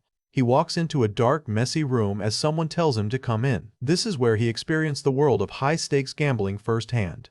The boss stares him down, suspicious of Taegyu's calm demeanor. He asks why someone in a place like this would seem to be in such a good mood. The guy with the eye patch is casually drinking juice while talking about the missing woman. He says she was so happy, thinking she could easily play for an entire week. We see a close-up on a terrified eye as the promise continues. Never get involved with someone whose mind has been. The warning is clear, but he's already too deep. Taegyu suddenly wakes up from the character, sweat dripping from his face. He apologizes, his voice and expression returning to their normal, quiet state. We see water rushing into a sink. Someone is trying to wash away the stress of what just happened. Another man enters the bathroom, calling out to Director G. It's Chief Jang from the idol agency YKB, and he's looking very serious. The chief explains the cold, hard truth. An actor's value isn't just about their skills. He's all about the money and the fame Hwan brings to the table. The chief says he'll relay that to Hwan as he walks out. We see the edge of Taegyu's red suit as he stands just outside the door. The narrator chimes in, noting that the performance of a top-tier actor is so good it truly breathes life into a character. We can see the shadows of the room as the director tries to process the shock. The room is a total wreck, with a dirty ashtray overflowing with butts and empty beer cans everywhere. Talk about a depressing atmosphere for your first day on the job. Taegyu doesn't even flinch, staring right back. Do I look like that right now, he asks, his face an unreadable mask of cold indifference. Taegyu looks at an illegal flyer in a bathroom promising 100 million won. He's starting to realize the dark, permanent nature of the world he stepped into. Back at the audition, Director G is looking at Taegyu like he's a piece of trash. He can't believe he's facing a real gambling addict in his own studio. He stands there bowed over, breathing heavily in front of the silent judges. He explains he got a bit too immersed and had trouble catching his breath. Man, that's an understatement. It's Chul-gun, leaning over a bathroom sink and looking like he's about to collapse. He's physically exhausted from just watching Taegyu's performance. The chief dries his hands, getting straight to the point. He asks if their star, Hwan, is still going to take the role of Oh Daibak after that display. A visual comparison of the two shows Taegyu in his red suit versus Hwan in his stylish white hoodie. Chief Jiang asks if a civilian like number 85 can really be compared to a famous former idol. A shot of their feet as they pass each other in the hallway. The pro and the amateur just cross paths without even realizing it. Check out Taegyu's face here. One eye is glowing a menacing purple through the shadows. He's fully transformed into a real gambling addict, and it's honestly terrifying. A blonde woman gives him a creepy sharp smile holding up a finger. She's bragging about how their luck finally bounced back exactly like they hoped. We see a vertical montage of all the twisted, desperate faces in that room. Taegyu is right there in the middle, absorbing every bit of their raw, ugly emotions. Looking down with a worried expression, Taegyu thinks things won't end well. He admits he's already thinking of leaving before he gets swallowed whole. The writer, In-ho, just asks, "Is that it?" with a confused look. He's trying to see if the director has actually realized what he's looking at. He looks up with those big, innocent eyes, asking if he can try again. The switch from scary addict to polite amateur is absolutely mind-blowing. He looks at himself in the mirror, water dripping from his face. He knows he needs to come up with a countermeasure against this acting monster immediately. Chul-gun looks away, admitting it's a bit risky now. Chief Jiang smirks, asking if the director has lost his confidence already. Chul-gun looks defeated as the chief points out that the gap in improvisational skills will show once the actual filming starts. He's trying to find any reason to discredit Taegyu. Taegyu turns a corner, walking back to the audition room. He's completely unaware that the rules of the game just changed. We get a close-up on Chul-gun's eye, and you can see the pure dread. This wasn't the kind of impression he meant to reveal, but Taegyu's acting is forcing it out of him. This dude with the eye patch is lighting up, looking like a total sleazebag. He jokes about being born in the year of the dog, clearly enjoying the degenerate lifestyle. The narrator tells us the excitement didn't last long. By his fourth day at Kangx's land, one woman from the group ended up never returning. The eye patch guy points to his eye, noting how fast Taegyu is learning. He offers a tip on how to really get started in the deep end. In-ho follows up, reminding Chul-gun that he said the acting looked real. He's pushing the director to admit he was totally fooled. Chul-gun just stares in silence, his brain probably short-circuiting. What is the only thing he can think as he witnesses the total personality flip? Standing at the urinal, he mutters a desperate curse. He's still haunted by the image of the real gambling addict causing a scene. Chief Jiang gets right in his face, reminding him that it has to be Hwan, if only for the sake of the CEO who's funding the project. The threat is loud and clear. Suddenly, Chul-gun's eyes light up. Improvisational skills. He's finally found the loophole he needs to save his career and the bribe. He walks right past Hwan, who is leaning against the wall looking cool. The text tells us Hwan is being prepped to handle number 85 during the next part. Flashback time. We see a shady sign for a gambling research society at the Rose Motel, room 401. This is where Taegyu went to do his research for the role. A big, muscular guy explains the reality of Kangx's land. It's the most played game in the world. He warns that once you're hooked, these places will screw up your life and empty your wallet. Taegyu is sweating now, listening to the man's poisoned advice. The guy tells him it's safe and only gets better once you get used to the rush. Chul-gun completely loses his mind, screaming at In-ho. He yells about what kind of nonsense he's spouting and asks where he found such an idiot to cause this mess. Taegyu feels a wave of dizziness as the character finally fades away. He notes that the smell of human trash is finally gone from his senses. He stares into his own eyes in the mirror, determined to fix this somehow. He can't let someone this dangerous take the lead role in his show. Chul-gun looks down at the bribe envelope in his hand. He knows he's trapped by his own situation and the money he's already taken. He spins around with a wild look, shouting that he's got it. He thinks he's found a way for Hwan to beat Taegyu in a fairish fight. Hwan watches him go, his eyes hidden behind those dark glasses. He's ready to take this civilian down a peg or two. A grim shot of the motel sign through the falling rain. The narrator starts to explain what exactly Lee Taegyu went through to get this good. Taegyu sits in a circle with these shady characters, looking totally out of place. The boss calls him handsome and tells him to sit down for a strategy meeting.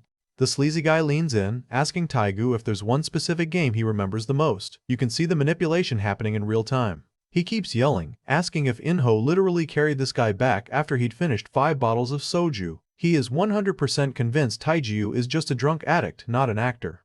We get a close-up of Chul-gun looking completely rattled. He's internally screaming, wondering how that is possible and why. He's seen a literal transformation, not just acting. He remembers Taegyu's terrifying face from the audition. It was a perfect performance, and that's exactly what scares him the most. He tries to push back, saying mere acting won't cut it against what Taegyu just did. He notes that actors who can pull off that kind of transformation are incredibly rare. He explains that Hwan's experience as an idol gives him an overwhelming advantage in adaptability. He plans to change the audition to focus on improvised acting to screw over the amateur.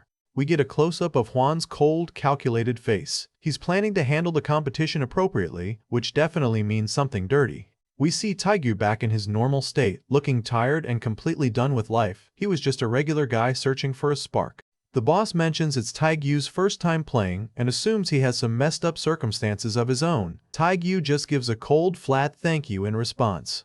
Taegyu's mind flashes to a simple coin toss. He made a promise to himself to only do 200 at a time, trying to keep a shred of control. We get a close-up on Chulgun as he clears his throat, desperately trying to regain some professional dignity after his massive tantrum. The other judges are stunned, saying he startled them. They agree there's no need to see any more because he's become a completely different person. His reflection shows both himself and the memory of the actor. He realizes it wasn't just acting, it was a total transformation to a point that shouldn't be possible. Chief Jang just stares at their reflections, looking totally bored. He says he doesn't know much about acting, and he doesn't want to know. Chief Jang notices the director's mood shift instantly. Your expression has brightened, he notes with a knowing smirk. Inho looks at Chul Gian, who suggests taking a short break before they continue. He admits that everyone in the room seems a bit shaken up. He says it again, pleased that Chul Gaon has finally found a way to deliver what he was paid for. These two are a match made in corporate hell. We get a close-up of Chul Gian's gritted teeth as he struggles to keep his cool. Taegyu has officially broken this man's reality. Wait, is Taegyu actually getting some service here? A staff member hands him a drink, and for a second he looks like a regular guy instead of a terrifying acting monster. Writer Inho is beaming in the background, thinking Taegyu might be a better guy than he originally thought. Meanwhile, Taegyu is just focused on that straw, completely oblivious to the praise. He stares at his hand, realizing the flipped flame literally shot back into his chest. That transition from the character back to himself was way more violent than he expected. Taegyu answers, sounding calm despite the internal crisis he was just having. He's a professional through and through, even when his brain is melting. Director Ji, sporting his signature cap, explains that it was impossible to decide who was better. He's officially pitting the two heavy hitters against each other.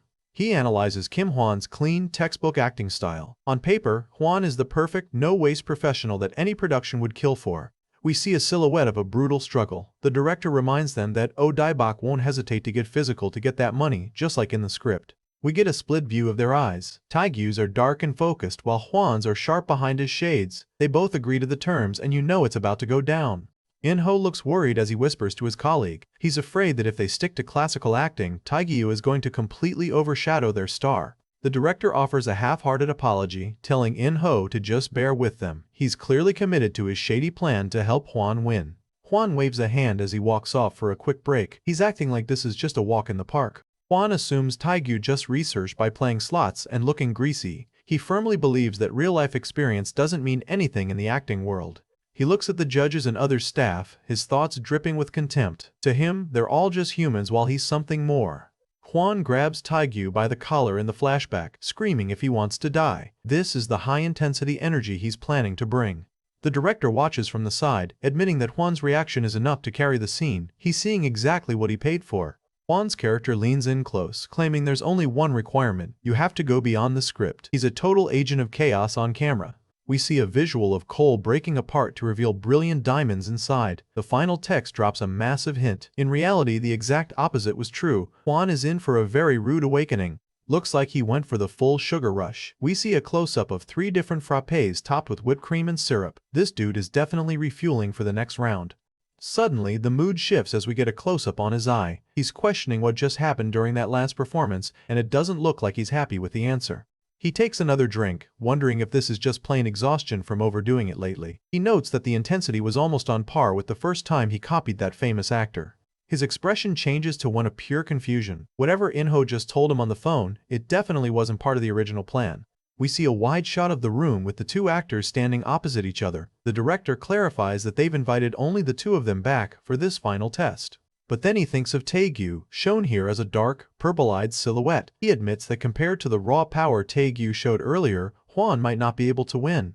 He points out the one key difference this time: there are 2 versions of the same character in the room. This isn't a rehearsal, it's a fight for survival. The director screams action and the room explodes. This is where we find out who the real Oh Daebak is. Juan gives a smug grin, resting his chin on his hand. He's thinking that facing number 85 in improv might actually be fun, even if the guy is good. A wide shot of the room as the judges watch the two actors. Juan casually says he's not angry, but you can tell the arrogance is still there. The moment he's alone, his true colors show. Bunch of idiots, he thinks, mocking the judges for even suggesting he and Taegyu were on the same level. He adjusts his sunglasses with a smirk. You act with talent, he tells himself, clearly thinking he's the only one in the room who has it. He stares at Taegyu, his inner monologue reaching peak arrogance. I'm not the same as you extras, he thinks, officially declaring war. He continues his unhinged rant, telling Taegyu he's only there to make Juan shine brighter. This guy's ego is a literal health hazard. We get a close-up on Juan's mouth as he says, "Excuse me, sir," in character. He's sliding into the role of Daibok with terrifying ease. The judges watch with wide eyes, thinking an actor who can do this is a genuine gem. They are completely captivated by his performance. He takes a sip, noting that the sweetness is almost as good as that galbi he had earlier. He's looking pretty relaxed for someone in the middle of a career-defining audition. The red suit is still sharp, but Taegyu is clutching his chest, looking physically ill. He admits he got dizzy and couldn't stay sunk into the emotion anymore. Looks like his power has a cooldown. He eyes the empty cups, deciding he needs to test his limits. He figures if he eats enough sweets, he might be able to push through the fatigue and find that spark again. Kim Hwan is adjusting his white hoodie and sunglasses, looking just as surprised as Taegyu. An ad-lib showdown, he asks, clearly intrigued by the sudden change in format. He lays out the rules, an improv scene where they both have to stay in character as Daibok. It's a literal battle of the madmen, and I am here for it. We get a close-up on the director's intense eyes. He's reached a crossroads, which means, he thinks, preparing to drop a bombshell. Holding up 3 fingers, he gives them their time limit. They have 3 minutes to wrestle that imaginary money away from each other. No script, no safety net. Kim Hwan is in his head thinking about the challenge. He's still acting the part of the cool professional, but he knows he's in for a fight.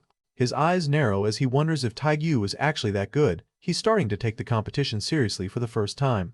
Hwan leans in, mockingly asking them to be kind to his acting. He's playing the humble idol card while planning to crush Taegyu. We get a close-up on Hwan's eye behind the shades. He looks predatory and ready to strike. The good boy idol image is completely gone. He lists his own strengths, sense, quick thinking, and guts. He's convinced his idol training has made him untouchable. He compares himself to a diamond in Taegyu to coal. We see a flashback of Hwan brutally striking someone in a past role. He's clearly used to being the aggressor. Back in the present, the judges look stunned. One of them notes that an extra should act like an extra. Looks like Hwan's plan to intimidate everyone is working. He looks incredibly focused, like an actor who can shape the flow of the work itself. He's taking over the entire audition space. Hwan is shown in silhouette with glowing eyes, labeling his opponent as coal. He truly believes he's the shining diamond of the industry. His phone starts buzzing on the table with a call from writer Kwok. The break is officially over, and it's time to get back to work. The writer and director give a slight bow, apologizing for springing such a troublesome request on them at the last minute. They know they're asking for a lot, but they need to see who has the real guts. He decides he has no choice but to set conditions that favor a working actor with real-life experience. He's trying to stack the deck in Hwan's favor because the amateur is just too good. Writer Inho looks absolutely stressed, sweating as he realizes the director has already finalized this improv plan without him. He knows this is a setup. Inho just stares him down, looking totally unconvinced. He sees right through Hwan's fake humility. He dismisses Taegyu as just another clown trying to show off with method acting. He has zero respect for the amateur's craft. We see an image of coal surrounding a single diamond. Hwan thinks only people with his kind of talent survive, and everyone else is just a rough stone that will never shine. Inho is speechless, staring with his mouth open. Hwan's presence is so overwhelming that everyone is just reacting to him now. In the flashback, Hwan's character is looking down on his opponent with a manic grin. He's creating a scene that feels alive even without a script. Taegyu is shown looking terrified and weak in Hwan's grip. This is Hwan's mental image of how this audition is going to end, with Taegyu shattered. Kim Hwan flashes a charismatic, toothy grin, saying he doesn't mind at all. He claims he's always wanted to try something like this with another talented actor. This guy is way too confident. He calls out for them to begin right away. The tension in the room is at an all-time high as the final showdown starts. He pins his opponent down, turning a good story into a gripping one. This is the kind of unforgettable scene the director is looking for. The photographers are ready, but Hwan thinks the camera won't want to linger on the shabby opponent. He's already planning his victory lap. Taegyu looks on with a cool, detached gaze. He simply states that he's fine with it too, but you can tell his gears are already turning. The director tells them to imagine a suitcase full of cash sitting right between them. It's the ultimate motivator for the character they're playing.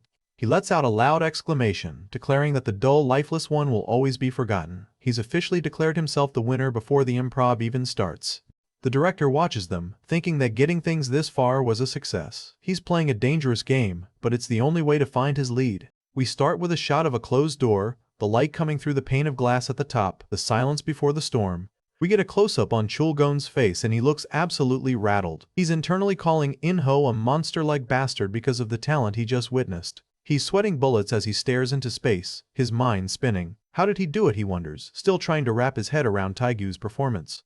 The narration continues, describing a filthy carpet and the sound of gambling chips in a pocket that shouldn't have been audible. Taegyu's acting was so detailed it was creating sound effects in people's heads. Chul-gon stands by the door while In-ho stays at the sink, his back turned. The two of them are finally alone to talk about what just went down. In-ho's internal monologue is on fire. He doesn't give a damn about apologies, he's thinking about how that idiot Kim Hwan ruined his entire plan by being a failure. A wide shot from above shows the two men in the bathroom. In-ho is calling Taegyu a diamond in the rough and a total gem that he was the first to discover. Cut to later that evening, we see the towering skyscrapers of the YKB Entertainment headquarters under a purple sunset sky. Jung answers with a simple yes. The CEO thinks to himself about being a Scorpio. Apparently that means he's big on tit-for-tat revenge. It seems Ji Cheol-gyeon wants to go on a vacation, the CEO sneers. A damn long one at that. This dude is literally trying to blackball the director. CEO Yoon Seop calls out to him as Kim Kwang-woo. It turns out Kwang-woo was in the room the whole time watching the drama. Suddenly, a phone starts buzzing in the CEO's pocket. The music notes suggest a ringtone is going off. Kwang-woo smirks to himself. This guy's a piece of work too, he thinks, watching the CEO manipulate the conversation. He sets the phone down on the table and reaches for his laptop. He's ready to see whatever miracle the director found. The light from the screen reflects in CEO Yoon Seop's eyes. He lets out a quiet "oh," clearly already noticing something different about this kid. They're sinking into silence as if they had rented out the whole place. The visual shows a small cutout of Taegyu's performance, looking cinematic even on a laptop. The CEO pulls his phone back out, looking at JIPD on the caller ID. He's ready to close the deal. Writer In-ho bursts into the room looking like he's on a mission. He's got that "I need to talk to you right now" energy. The scene shifts to a running faucet, the water splashing against the ceramic. Someone's trying to wash away the stress of that audition. We see a visualization of Taegyu's audition, showing him fully transformed into a dark, menacing figure. To In-ho, it wasn't just acting, it was a total transformation. In-ho clutches his face, remembering the faint smell of alcohol that seemed to radiate off Taegyu. He wasn't just seeing a character, he was smelling the life of a degenerate gambler. Chul-gon starts to lecture him, but In-ho snaps back with a what? He's in no mood for a lecture after discovering a once-in-a-generation talent. Then, a light bulb goes off in his head. Wait a second, he thinks. He finally realizes that Taegyu is a real rookie actor, not actually a gambling addict like he thought. He tells Chul-gon that Taegyu is the hidden master they've been looking for. He's totally obsessed with his new discovery. Inside the CEO's office, Manager Jung is standing at attention. CEO Yoon Seop is sitting on his leather sofa looking like a man who just lost a lot of money. Yoon Seop stares into space, looking sharp but menacing. He's plotting his next move after the Kim Hwan fiasco. He waves Jang away, telling him he did a good job but demanding feedback on Kim Hwan's acting later. Jang exits the room with an understood. Kwang-woo is a big guy, lounging on the sofa. He tells Yoon Seop not to coddle kids with such shallow resolve, referring to Hwan. He says the kid only knows how to whine and never improves. Yoon Seop puts a finger to his lips, signaling Kwang-woo to keep quiet while he answers the call. A wide shot shows the two men in the lavish office. The CEO mocks the director, asking if he called just to get chewed out or if he actually has something fun to say. He opens the laptop. Kwang-woo asks him mockingly if the director wants to live a long life by sending this over. The subtitles on the screen introduce him. Hello, I'm number 85, Lee Taegyu. The performance is beginning. The CEO asks Kwang-woo if he feels anything as an actor. Kwang-woo admits he feels a lot but says it's hard to explain easily. He gives a predatory grin while talking on the phone. This guy's market value, it's at the absolute lowest it'll ever be for the rest of his life. He knows he just found a gold mine. Ji Cheol-gyeon, our resident PD, looks up in shock, letting out a surprised sound. He clearly didn't expect to be found here. It's In-ho at the sink, leaning over and taking a deep breath. He mutters to himself that he's a genius, and he's definitely not talking about himself. The writer is haunted by that moment when Taegyu stepped into character. But what on earth was that ad-lib, he asks, realizing how much Taegyu brought to the table? A close-up of a mouth lets out a sharp laugh. The intensity of that performance is still ringing in everyone's ears. In-ho turns around, looking frustrated. He asks if Chul-gung came there to mock him or if it feels good to see him get screwed after everyone looked down on him. Chul-gung calls out to him with a hey. He's getting annoyed because In-ho doesn't sound like he's about to apologize at all. A perfect rookie, In-ho exclaims, leaning in with an intense look in his eyes. He's ready to bet everything on this kid. The CEO calls out Manager Jang, his voice low and dangerous. He's clearly not happy with the results of the audition. Manager Jang stays calm, replying that he's well aware. He knows exactly how his boss operates when he feels insulted. The office doors slide shut with a take. The CEO is left alone with his thoughts, and they aren't pretty. "I'm sure you know that better than I do," Kwang-woo says, looking at the CEO with a piercing gaze. He's got no time for weaklings. Kwang-woo just watches with a blank expression, waiting to see who's on the other end of the line. We get a close-up on Yoon Seop's face as he listens intently. He's searching for any leverage he can find in the director's words. Kwang-woo looks skeptical but interested. He knows whatever is about to play is going to be important. We see the two men from behind as they watch the dim screen of the laptop in the quiet office. The words on the screen say the dialogue flowed from that small screen. Yoon Seop smirks, claiming that as a businessman he can explain it easily. He's looking at Taegyu through the lens of profit and potential. In-ho doesn't even stop. He just stomps right past him, calling for director Ji Chul-gon is left staring at his back as he continues to walk away. We see a close-up of a white sneaker on a dirty patterned carpet. The narrator notes how even the ground beneath Taegyu's feet seemed to change. The other staff members are laughing and clapping, totally blown away. They admit the goosebumps won't go away, completely won over by the perfect rookie. Chul-gon isn't backing down, telling In-ho to give him a sincere apology right now. He offers to make up an excuse for In-ho's behavior if he just plays along. In-ho ignores the demand for an apology and starts shouting about Taegyu again. He wants to know what theater and film department the kid is from. Chul-gon just stares at him with a totally deadpan expression. "So what?" he asks, completely unimpressed by the hyperbole. The CEO asks what's up with that brat director Ji. He wonders if Jang failed to relay his message, or if the director was just acting out on his own. We see a close-up of another man's face. This is Kim Kwang-woo. He's thinking feedback my ass as he watches the scene unfold. He pauses for a second, then asks the million-dollar question. "So, who got the role of Oh Dae-bak?" The CEO answers, sounding surprised. He says he didn't expect the director to call him personally. He's already putting on his professional mask. His eyes go wide as he hears something unexpected. "What?" he asks, his curiosity finally piqued. The CEO explains that a rookie who beat Hwan is sending a video. He's already judging the situation based on the numbers. The narration notes that the place where the two men were standing felt like it had completely changed. Kwang-woo looks stunned by what he's seeing. In-ho keeps walking with that heavy stride while Chul-gon watches from a distance. The tension between these two is thick enough to cut with a knife. Chul-gon walks back into the bathroom area, spotting In-ho. "So this is where you were," he says, sounding much calmer now. In-ho grits his teeth, looking absolutely fuming. He mutters a curse, clearly done with Chul-gon's ego. Jong bows deeply, apologizing and saying he has nothing to say in his defense. The CEO tells him to contact the reporters and leak some juicy info to ruin director Ge. Kwang-woo continues his internal rant, mocking brats like him who just coast on their own ego. He clearly has no respect for idols playing at being actors. It's director Ji Chul-gon on the phone. He looks exhausted, still wearing his ID badge. "An actor, to our side," the CEO repeats, looking over at Kwang-woo. He tells the director to send that over first and promises to talk after he's seen it. Kwang-woo repeats a rookie beat him with a look of genuine disbelief. He suggests they just watch for now and see what the hype is about. It felt as if they were in a late-night movie theater, emphasizing how immersive Taegyu's recording is. The video starts playing on the laptop screen. We see a recording of Taegyu's audition, starting with a simple hello. Writer In-ho gives a confident smirk and asks if they should give this whole partnership a try. He's already sold on Taegyu's potential, and honestly, can you blame him? Cheers! The two of them clink their beer mugs together to seal the deal. This is the start of a legendary duo, or at least a very expensive bar tab. In-ho is beaming because he managed to protect his pride and his career in one move. He's feeling like the smartest guy in the room right now. Taegyu is confused by the term script reading, asking if that means all the actors actually gather together. This guy really is a total newbie to the industry.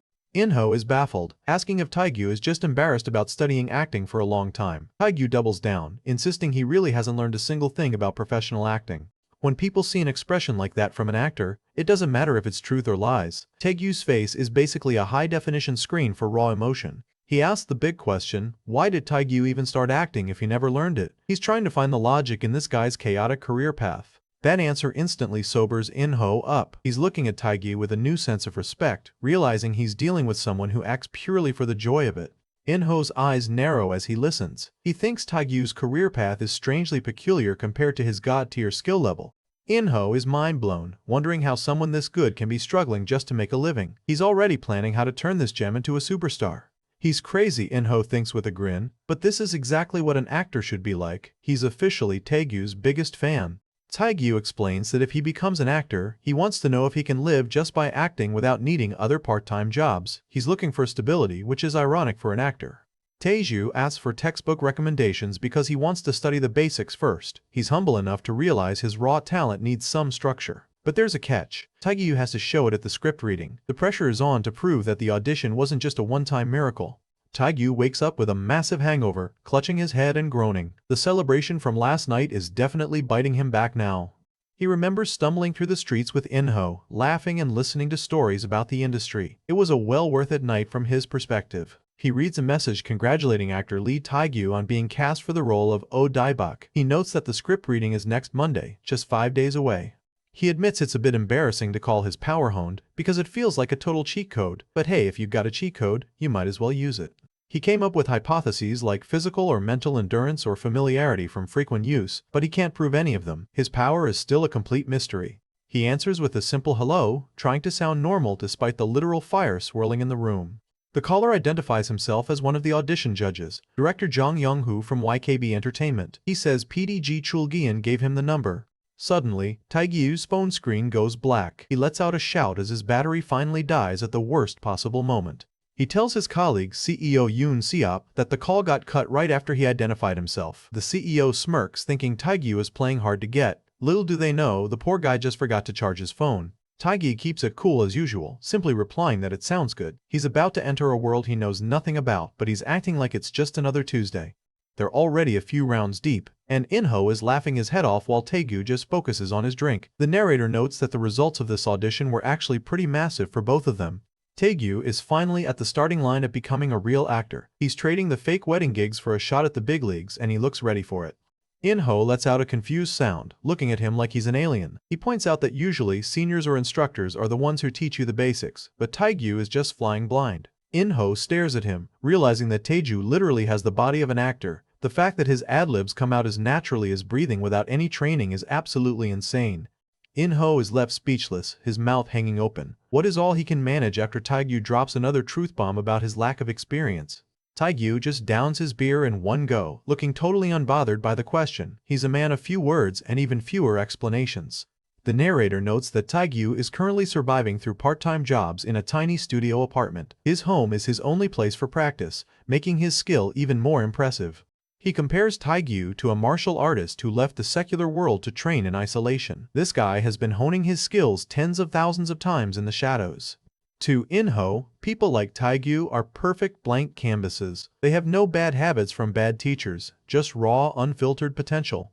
In-ho assumes Taegyu must have trained for at least 10 years based on passion alone. He offers to help the kid navigate the industry, finally showing his supportive side. In-ho sighs, telling him that gamblers and actors share the same fate. If you hit it big once, you can live doing what you love forever. Talk about a high-stakes pitch. Basics, In-ho repeats, surprised by the request. He's used to actors who think they know everything already. In-ho gives a huge, triumphant grin, toasted with a full beer. He cheers about showing them what real acting truly is, sounding like a proud coach. He's straight into the bathroom, vomiting into the toilet. To borrow In-ho's phrase, he definitely drank a ton last night. He checks his phone at 10:15 a.m. and sees a ton of missed messages. He's starting to realize that being a professional actor means being constantly reachable. He thinks back to In-ho's warning about the importance of the script reading. It's his first chance to set the tone for the entire filming atmosphere. Check this out. He now has 2 emotional flames, one blue and one pink. His storage space for emotions has officially doubled.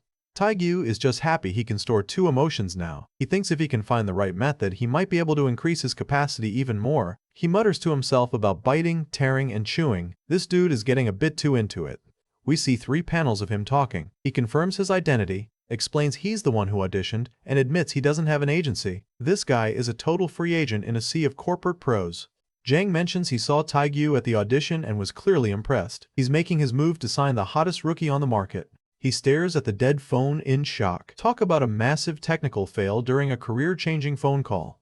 The text hits us with the facts. This audition was a turning point. Things are about to get very real for our jobless protagonist. In-ho tells him not to worry about money and to order whatever he wants. He warns that they're going to be incredibly busy starting tomorrow, so he better enjoy the peace while it lasts. Taegyu admits he has no idea what In-ho is talking about. He's got the talent of a god but the industry knowledge of a potato. The narrator explains that acting is all about the foundation and completion of expression. It's the one thing you can't really fake. Well, unless you're Taegyu. A wide shot of the bar as In-ho realizes Taegyu wasn't joking. He's shocked that a guy with zero training can outperform seasoned pros. Because it's fun, he says with a small smile. For a guy who couldn't feel anything a few days ago, that's a pretty heavy statement. Even the fake wedding guestwork was a form of training for him. He's been honing his craft in the weirdest corners of society.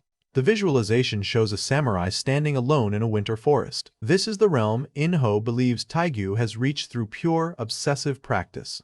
Taegyu is a pure white canvas that's been shaved down so much that any emotion painted on him shows up with terrifying vividness. He's the ultimate acting tool. Taegyu looks away, asking a very serious question that catches In-ho off guard. He's getting right to the point. In-ho brags that he's turned enough people into successful actors to fill a whole bus. Taegyu is genuinely impressed, letting out a soft sound of awe. In-ho smiles, raising his beer. He tells Taegyu that if he still thinks he's lacking, then he's got nothing to say. He's convinced they're going to hit it big together. Cut to the next morning at Taegyu's house. He's passed out on the floor, looking like a total wreck. So much for the glamorous life of an actor. On the bright side, he has a fridge full of meat and side dishes from the spoils of the audition night. At least he won't be hungry while he recovers. He realizes he passed out without even charging his phone. He's still adjusting to the busy life In-ho warned him about. Fast forward to the big day. Taegyu is focused, with pink emotional energy already swirling around his hands. This is where the training ends and the real work begins. Unfortunately, he has no idea why his goblin fire increased. He's just rolling with it, hoping he doesn't accidentally set the building on fire. Suddenly, his phone starts buzzing on the bed. Someone is calling him at the most intense moment of his internal monologue. The person on the other end says, "I see," sounding very professional and a little intimidating. Taegyu realizes who it is. The guy in the black suit next to Kim Hwan. He's starting to see how connected everyone in this industry really is. Meanwhile, Director Jang is staring at his own phone, wondering what just happened. "What was that?" he mutters, totally confused by the sudden hang-up. He's already imagining the look on Kim Hwan's face during the script reading. He's clearly got a bit of a petty streak, and I love that for him. We see a swirl of purple emotional energy. Professional directors and writers were captivated by him because his expressions are just that vivid. Taegyu doesn't often get the chance to talk about himself, so he answers In-ho's questions with the genuine excitement of a kid. It's a rare moment of vulnerability for him. "Can you actually make money in this job?" he asks. The pragmatism is real. He needs to know if acting is a viable way to pay the rent. He promises to teach Taegyu everything from acting textbooks to how contracts work in the industry. He's officially becoming Taegyu's mentor. Taegyu asks the logical question, "But how did you get my number?" He's rightfully suspicious of a random call from a stranger. We start with a shot of some heavy elevator doors at a corporate headquarters. The silence here is practically deafening. He assumes other agencies are already circling like sharks. Since it was a public audition, the word is definitely out that a monster has arrived. Yoon Seop just scoffs. He's got a plan, and he's not worried about one little hang-up. The narration tells us the owner of YKB was absolutely determined to own Lee Taegyu. This isn't just business, it's a conquest. Taegyu picks up, a bit startled. "Hello," he says, probably regretting not charging his phone sooner. "A talent agency, huh?" Taegyu thinks as he walks through the city. He's weighing his options carefully before making his move. The receptionist beams at him, immediately recognizing actor Lee Taegyu. She directs him to a small meeting room on the 4th floor. Kwang-woo is shocked, asking if the kid really doesn't have any professional training. He wonders if Taegyu was secretly taking high-end private lessons. A close-up of Yoon Seop's eyes shows a cold, calculating look. He sees the world in two types of people. A dark silhouette sits on the couch. That sharp, flashing emotion Taegyu showed at the audition is now etched into their minds. Kwang-woo introduces himself, trying to look friendly despite his imposing size. We get a close-up on Taegyu's mouth as he prepares to drop a truth bomb. He says he just wants to check something about this meeting. Inside the elevator, we see CEO Yoon Seop in the white shirt and his buff friend Kwang-woo. These two are clearly the big shots around here, and they look like they mean business. Kwang-woo listens as the elevator continues its descent. The industry rumor mill is already working overtime regarding applicant number 85. A polished black dress shoe steps out of the elevator. The hunt for the next superstar has formally begun. YKB Entertainment is your typical agency that sees actors as a profit margin. They don't want an artist, they want a money-making machine. Yoon Seop introduces himself with a smooth, "Let's meet." He's skipping the small talk and going straight for the kill. He remembers writer Kwok's warning about showbiz being a jungle. To survive, having professional management isn't just a choice, it's mandatory.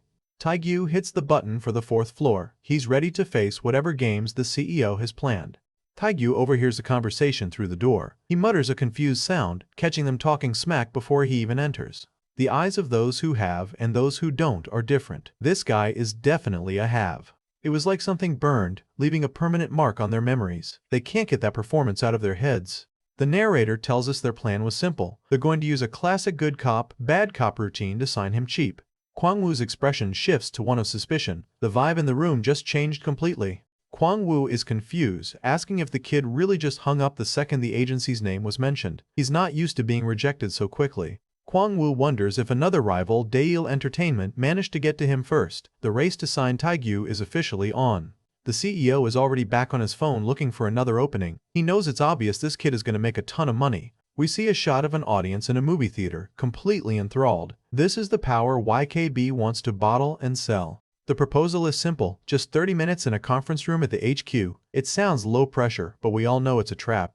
He pushes through the front doors of the agency. He's decided that right now, he needs that support to move forward. He notes that the building is even bigger than he expected. It's an 8-story monument to corporate entertainment. A wide shot from above shows the 2 men at the table. They're analyzing his life like he's a science project. Totally unaware he's listening, the haves look down, constantly checking what's in their hands and what they can grab next. The image stuck there, and it's why they're so desperate to sign him now. A top-tier actor with a big build and a snake of a CEO playing verbal ping-pong. These guys are professionals at breaking rookies. Kwang-woo lets out a confused sound. He's sweat-dropping, realizing this neat rookie is way sharper than he looks. CEO Yoon Seop just lets out a thoughtful sound. He's not angry, just intrigued by the rookie's bold move.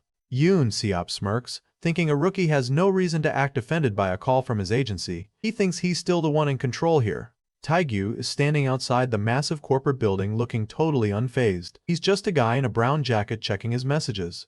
They want someone who can burn their image into the public's eyes so intensely that they're unforgettable. They want a brand, not a person. The CEO offers a cool 1 million won just for transportation. This guy is literally throwing money at Taegyu just to get him in the door. He thinks about the benefits, someone to handle the dirty work and bills so he can focus purely on acting. It sounds like a dream, but he knows there's a catch.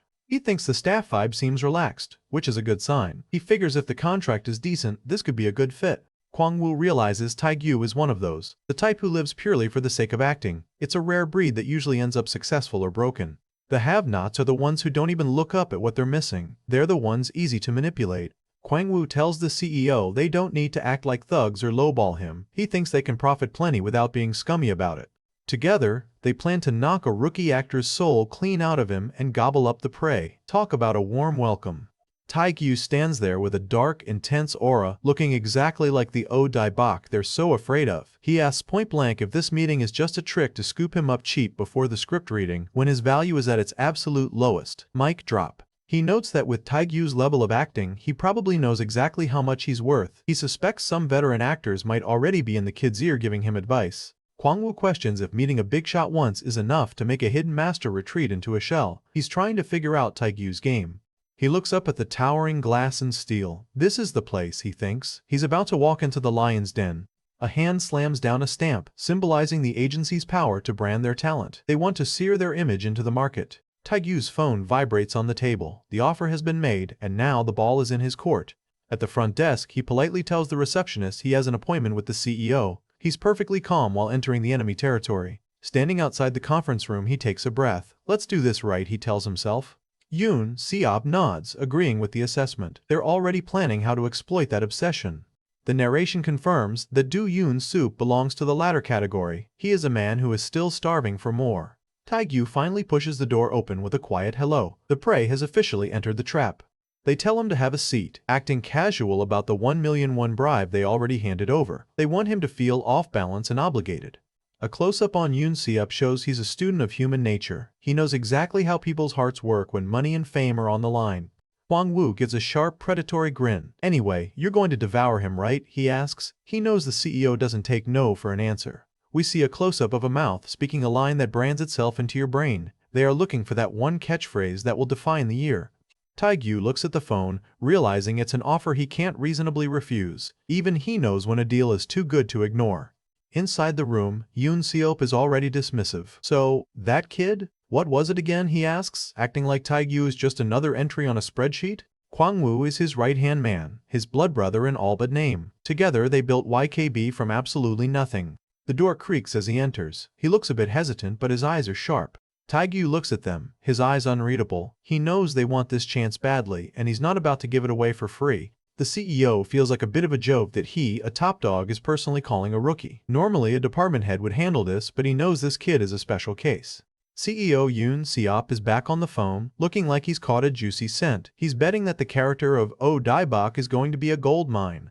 He looks over the profile. No experience, high school grad, neat. He's trying to build a narrative of Taegyu as a desperate loser. Yoon Seop looks like a successful businessman, but his eyes say he's still hungry for that #1 spot in the industry.